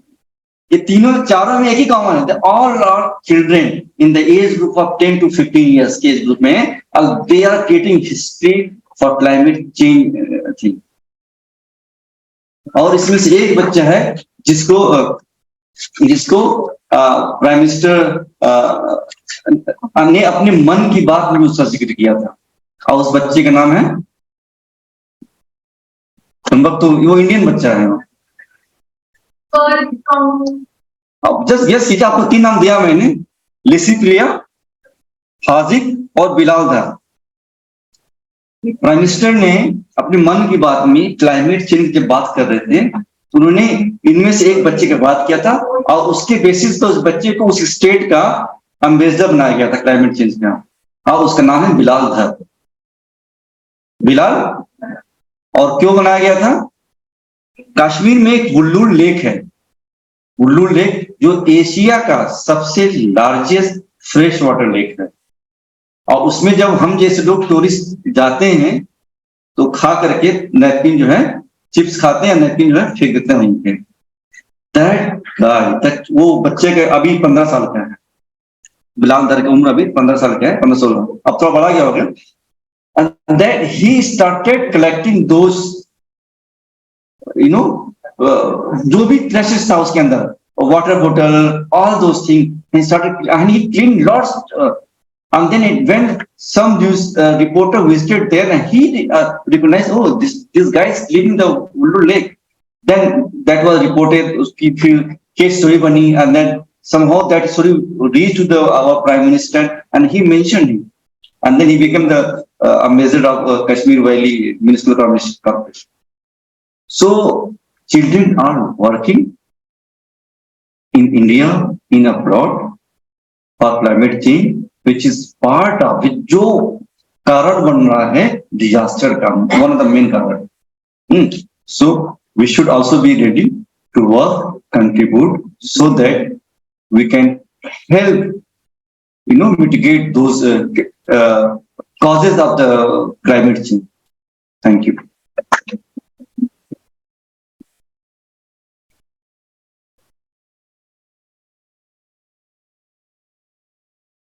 Thank you, Dr. Chani. Thanks a lot. Students are really interactive in your session, and because of the lot of questions that you put towards the children. So students are quite interactive. So coming on to the end of the session, this is the last session that I am going to call for. The session is titled Disasters and Opportunity for the Opportunist. This is to be presented by Ms. Ipshita Shi. She is the registered nurse at Stoke Mandeville Hospitals, which treats generally the spinal cord injured patients, maybe war victim, maybe some sports victim, or maybe disaster victims. Stoke Mandeville Hospital, United Kingdom, is the best rehabilitation hospital dedicated for the management of spinal cord injuries, especially high tetras. High tetra injuries are to be treated best at Stoke Mandeville Hospital. She is a registered nurse there.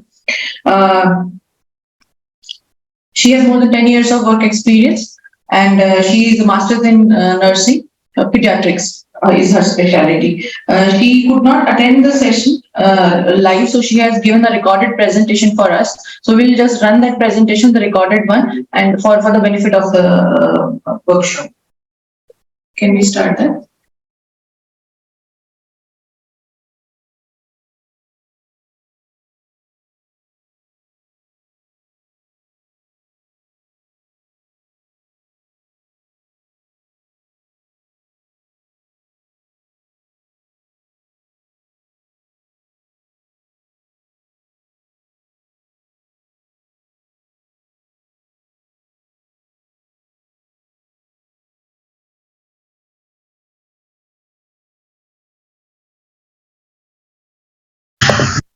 Topic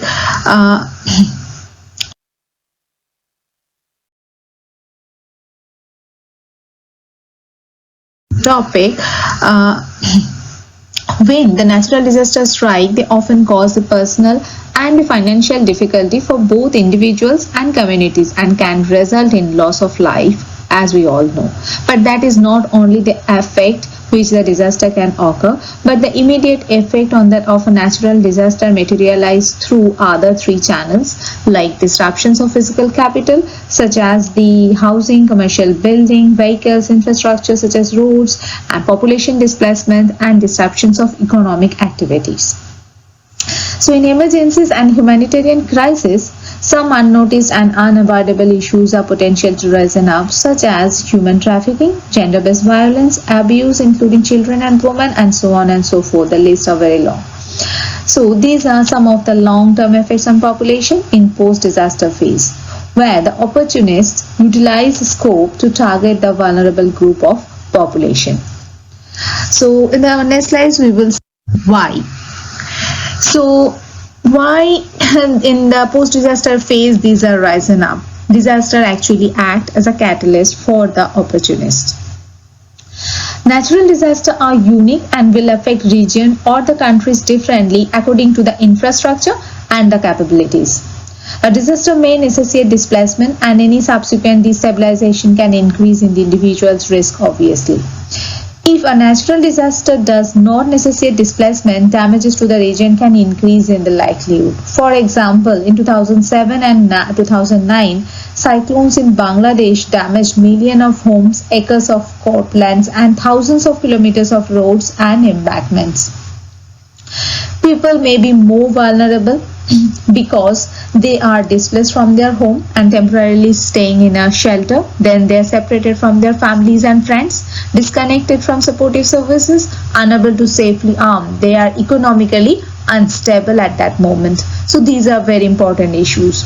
Other than that, we can also identify some other issues like people won't speak the local languages, and that is make them more vulnerable because they can't communicate with the local authorities. They are afraid of physical harm and stigma and have no access to assistance, services or protection provided by the local laws. So we start with human trafficking.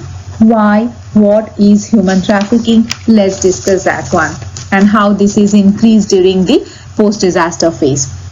Human trafficking is a very, very serious public health concern both domestically and worldwide. Perpetrators of human trafficking manipulate and exploit others' vulnerabilities for profit. Human trafficking is a crime that occurs when the trafficker compels a victim by force, fraud, or coercion to perform labor, services, or commercial sex. And it is the world's second largest criminal industry, generating an estimated $150 billion annually.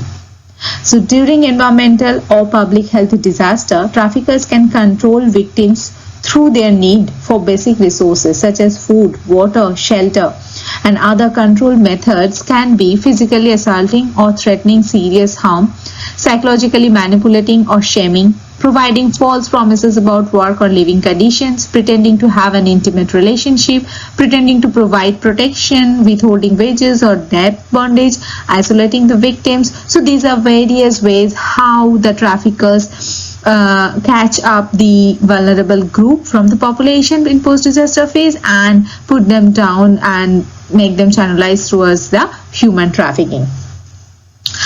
If we are talking about human trafficking, the most vulnerable groups are the two. One are children, is a woman. So if we talk about child trafficking, children orphaned or separated from their parents, women who have lost their homes and livelihoods, and migrants flooding into the disaster-stricken area to work are particularly at risk for trafficking post-disaster. Illegal adoption can also occur post-disaster as traffickers take advantage of displaced children, selling them to remote families who believe they are helping a child in need. It was prevalent after the 2010 earthquake in Haiti, when an unknown number of children were taken illegally from the country for international adoption. So this is really very bad. And women trafficking, that is another weaker part of the society. Women also face an elevated trafficking risk post-disaster, especially for sex trafficking. Post-disaster, women may lose their jobs and homes, leading to poverty and financial debt that also channelize them towards the trafficking. For example, after Hurricane Harvey, the prevalence of adult advertisement online doubled, with many offering rent-free accommodations to any pretty girls wanting to make some quick money and recover losses happened from Harvey. That is happening in US. So you can just identify how the people are channelized towards the trafficking during disaster phase. In August 2005, Hurricane Katrina made landfall in Louisiana, impacting the Pelican State with winds up to 174 miles per hour. Many individuals displaced from the storm become victims of human trafficking. In the 5 years following Katrina, over 3,750 survivors of human trafficking were identified in the Gulf Coast region alone. These are only identified people. There may be a lots of can be there in the country. Next, we can talk about gender-based violence. So, gender-based violence is actually an umbrella term for any harmful act that is perpetrated against a person's will and that is based on socially ascribed or gender differences between male and female. And gender-based violence increases in disaster across the world. Suggested risk factors includes increased life stresses, failure of law enforcement, exposure to high-risk environment, exacerbations of existing gender inequalities, and unequal social norms. So, 2 points are very important. One is exposure to high-risk environment. During disaster, this happened. Another one is already or pre-existing gender inequalities that is made more vulnerable of happening gender-based violence afterwards. And these are causing different kinds of gender-based violence. So gender-based violence can be rape, physical assault, sexual assault, psychological or emotional abuse, forced marriage, denial of resources, services or opportunities, sexual exploitations and abuse called as SIA as a short form. So these are all different kinds of gender-based violence happen anytime with anyone.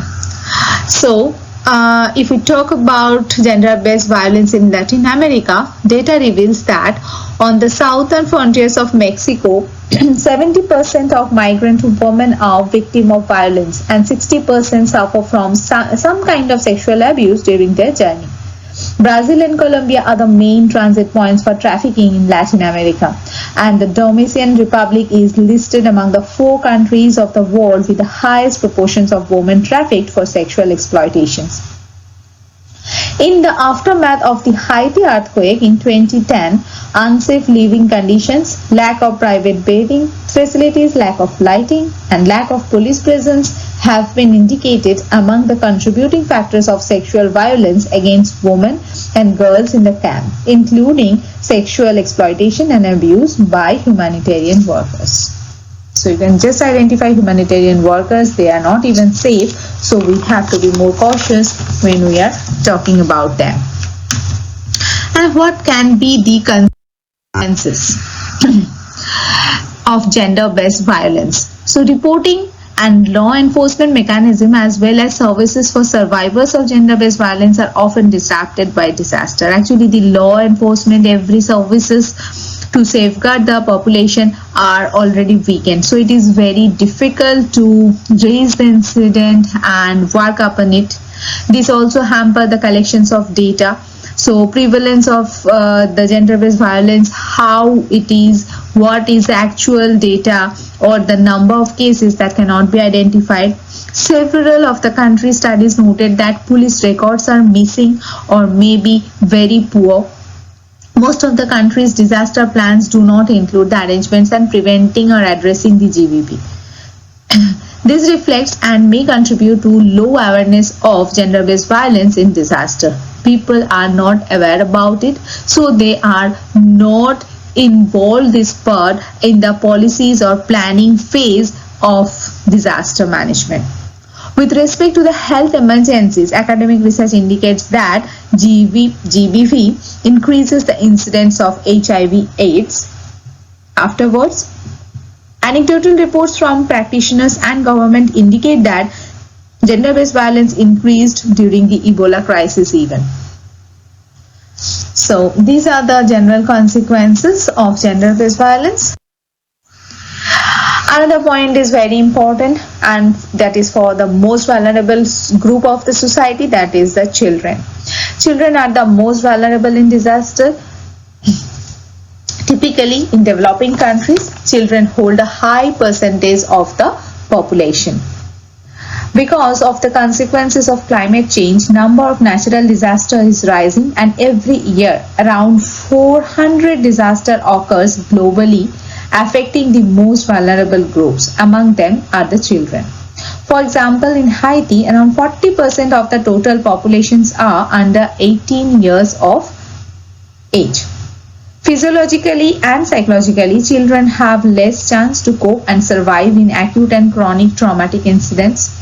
Children are actually dependent on their parents or carer to get access for their food, shelter, clothing, medical care, security, and so on.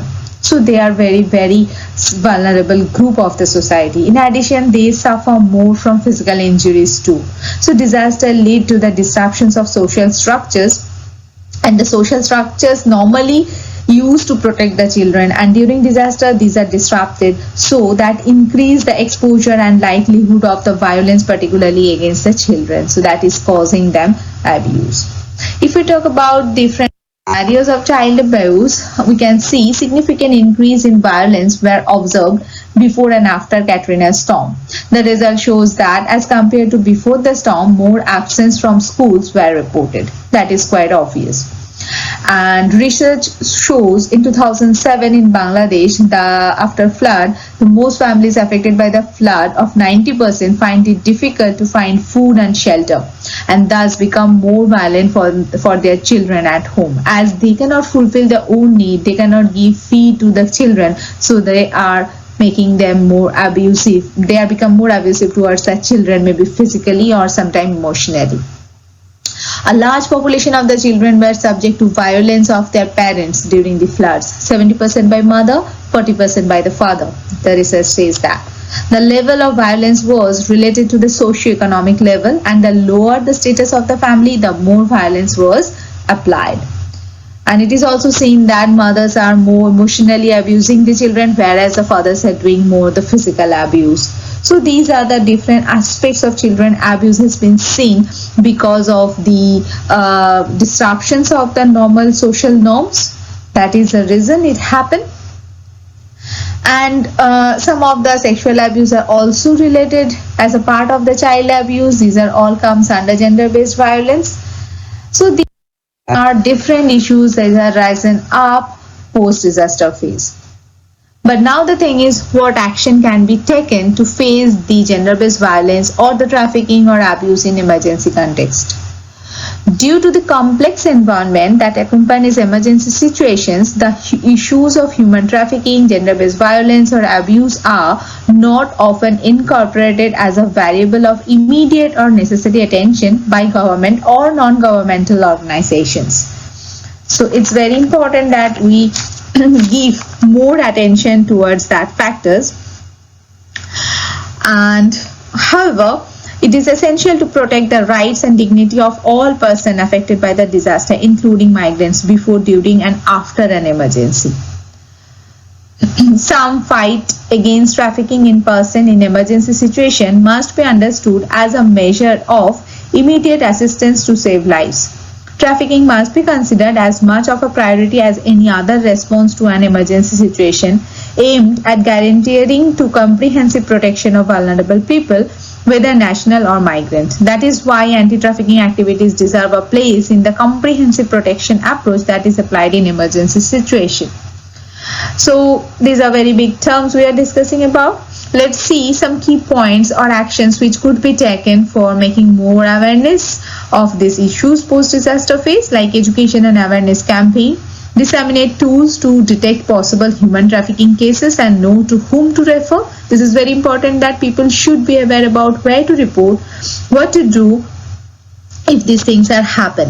Then execute preventive and non-reactive actions. Then good coordination among governmental, non-governmental organizations, the camps, the shelter. So these people must provide a good support services to the vulnerable group, and their immediate basic needs must be fulfilled, like getting access of the food, water, proper lighting, sanitary services for the women and the girls. So these all basic needs, if these are fulfilled, obviously the rate or the chances of, but the focus needed in certain aspects like sexual and gender-based violence is a topic for further studies. When I got this topic to discuss about, I didn't find so many different research studies on these topics, because these are all very different kinds of topics where the incidents are not reported at all. The data these which we are getting that are also misleading us because the numbers are not actual, and the research studies which already has been done, these are also very few to make some generalized conclusion or help in developing some planning or policies in preparedness of disaster. So despite the importance of the recent humanitarian crisis in Syria, Iraq and Yemen, this disaster have not been adequately studied by researchers with regard to the violence against children. We can see that these are the common example we can find, like these are very recent issues already happened. There also the research has not been done for the violence against children. Similarly, the earthquake in Pakistan, the Iran with substantial damages have not been studied in reviewed articles. So the research articles are mostly for the physical damage, the loss of life, the immediate effect on the population. These all issues has been discussed, but not the issues like human trafficking or all, where the opportunities or the people who are making this kind of crime is not been identified or enlightened, so that we will get the exact data and make some preparedness, the planning about the same. Basically, gender-based violence, human trafficking, child abuse in emergencies caused by natural disaster is largely neglected area of concern both globally and regionally, lacking attention by both disaster management and international gender-based violence players. Not only do few studies exist on the possible linkage between these issues and disaster situations, but also very few programs have been implemented to address these issues in disaster response and recovery. The main gaps are in the area of disaster preparedness. with essentially no mention of GBV related issues in either contingency planning or in early warning. On the other side, disaster recovery appears more mindful of the need to address and mitigate gender-based violence trafficking among the affected population. So actually, the need is to implement the policies and procedures in the preparedness planning of the disaster and identifying these issues, and then we can aware the people more about the same so that the vulnerability of the population would be reduced afterwards, and this kind of issues cannot be risen up too much. That way, maybe these issues can be going down a little bit.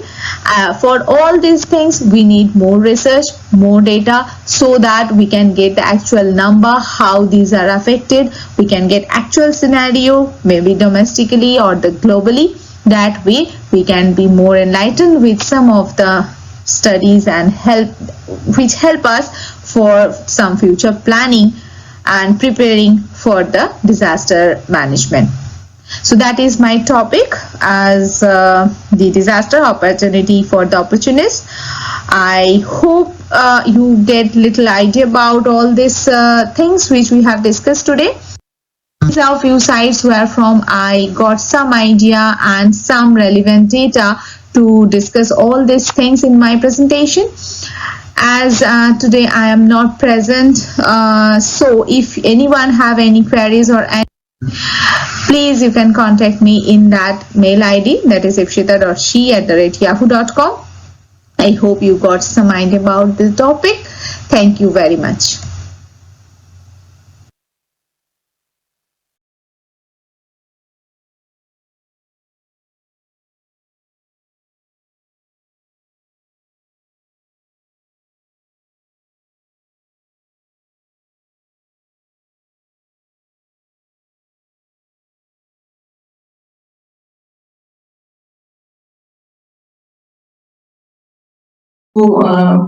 Please give the concluding remarks based on the 4 sessions that we had for today's workshop.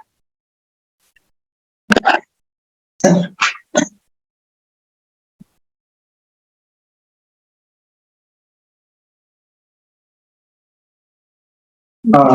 Good evening to all, and enthusiasm with which you are clapping. I wonder whether this was for speaking or concluding.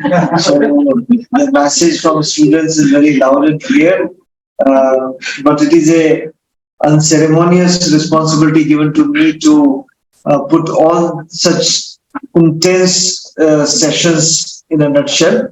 I'll start with Dr. Santosh Kumar, who very beautifully portrayed the role of young volunteers in a humanitarian crisis, and how from Buddha's story and anecdote he derived that bringing a smile on the faces of people should be the motive. He also brought Mullah Nasruddin's story by telling that it is a giving which is more important. So I think I salute your pedagogy, that how you bring the storytelling in between to make it more interesting and beat the challenges of post-lunch session by your interesting and also how the readiness of systems and individual, as well as his quote on agreeing to disagree. So that is a basic premise of any democratic society, and we must invite that. Professor Abbas Ostad Taghizada, he narrated how the dimensions of disaster DRR framework pre-COVID were more dominated by fatalism, engineering, and social approaches, while post-disaster has brought the health dimension also into the discourse, and that the social determinants of disaster and social impact of disaster are the important elements of this framework. And he portrayed that poverty, health, social capital, social security, employment, and social well-being are important social determinants, and social justice is an important social determinant. It's often missing from the discourse and debate on DRR. And also he, dwelled upon the definition of social justice and various dimensions of, social justice from the rights perspective, from the resource distributions, and from the consequences in all phases of DRM, how it is important.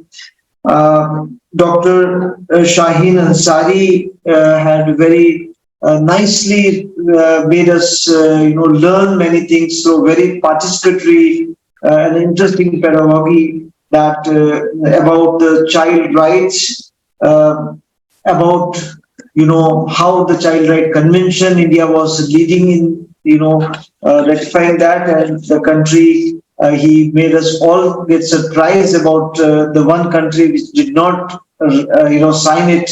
So how the prejudice and biases work in our mind is also reflected. Even I was thinking it may be Pakistan, Afghanistan, something, and none of us had guessed that it could be US. So sometimes our mind also gets prejudiced.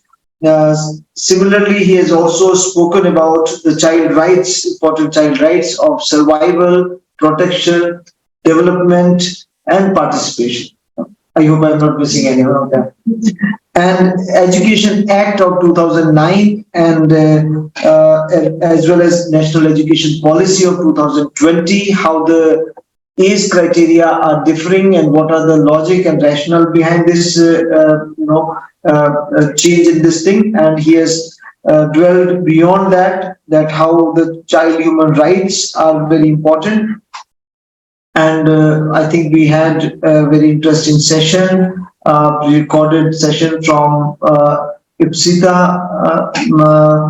on the disaster as an opportunity for opportunists, and she mainly dwelled upon the three broad elements. One was the human trafficking dimension.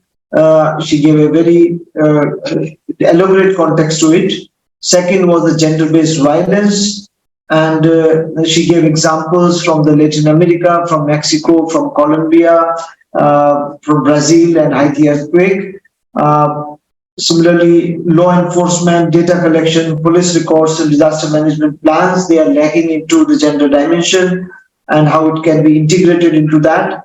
She also spoke about child abuse, vulnerability, physical and psychological, vulnerability of children due to the lack of capability to cope up and dependency on parents, and how the not only violence outside the house but inside the house also. And one very interesting fact for all male to be happy about is that at least fathers are less, violent with their children. But I think we have to also go more deeper. Maybe fathers are less at home to cause that violence. So this may not be intrinsically that they are very non-violent. So I think we require more research and data to see that why this difference is. Thank you very much for this.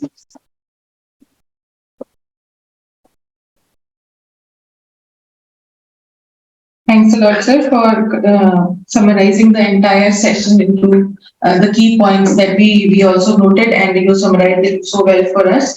I would like to extend the vote of thanks, the last part of the session. I would like to thank the Executive Director, sir, Shri Rajaratnu, for taking time out for us, accepting our invitation, chairing the session, and giving us his thoughtful and rich inputs on the subject. Thanks a lot, sir. To Director IHMR, Delhi, Dr. Sutapa, for raising the occasion and being a motivating leader for all of us. Dr. Santosh, sir, my mentor, senior advisor in NIDM, for taking time out and being the subject matter expert and showing us the way from forward to ethical management, even in the crisis situation. Dr. Shaheen Ansari, the child rights specialist, for his expert opinions and advice, and how vividly and in a rich manner, in a simple manner, he explained child rights to all of us. Intricacies related to child rights specifically. To the online speakers, Dr. Abbas, for sharing the Iran experience, which we never knew until we read his story. And Ms. Ipshita Shi for participation and sharing the valuable inputs from across the America and Latin America side and the UK, US side, the valuable experiences that she brings to us from being a spinal cord injured nursing, pediatric nursing expert. To the faculty members, support staff, and especially the students who are listening to it very patiently, participating to it, and waiting to interact with sir. If I can just cut down your questions from 5 to 2. Only 2 main questions. You can decide which you want to ask right here before we proceed for tea. Anybody wants to ask something from sir? His experience, his learning. But I didn't want to violate your human rights. So he has been really. There's something called habeas corpus, that is keeping the people captivated forcibly. So that is again a human right. So maybe that this session can be overseen or it can be voluntary. Right. And in case if sir agrees, I understand that he is accepting our second invitation to be with us and discuss with our students with no faculty around, specifically about disaster management and his rich experience, so that we learn as public health managers how disaster management can be intertwined into public health so well that, you know, you talk in the same language as the administrators understand and as the recipient of the care understand. So thank you so much for this opportunity, sir. Thank you, ma'am. Thank you, faculty members. Thank you, students. Thank you, experts. In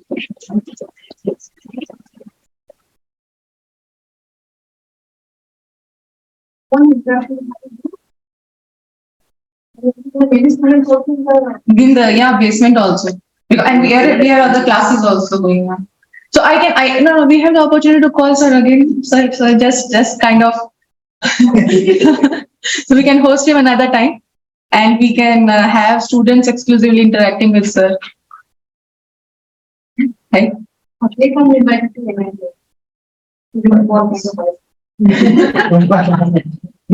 Reciprocity or something. Yeah. So either ways, we can do that. Yeah, we can have a group photo with sir now.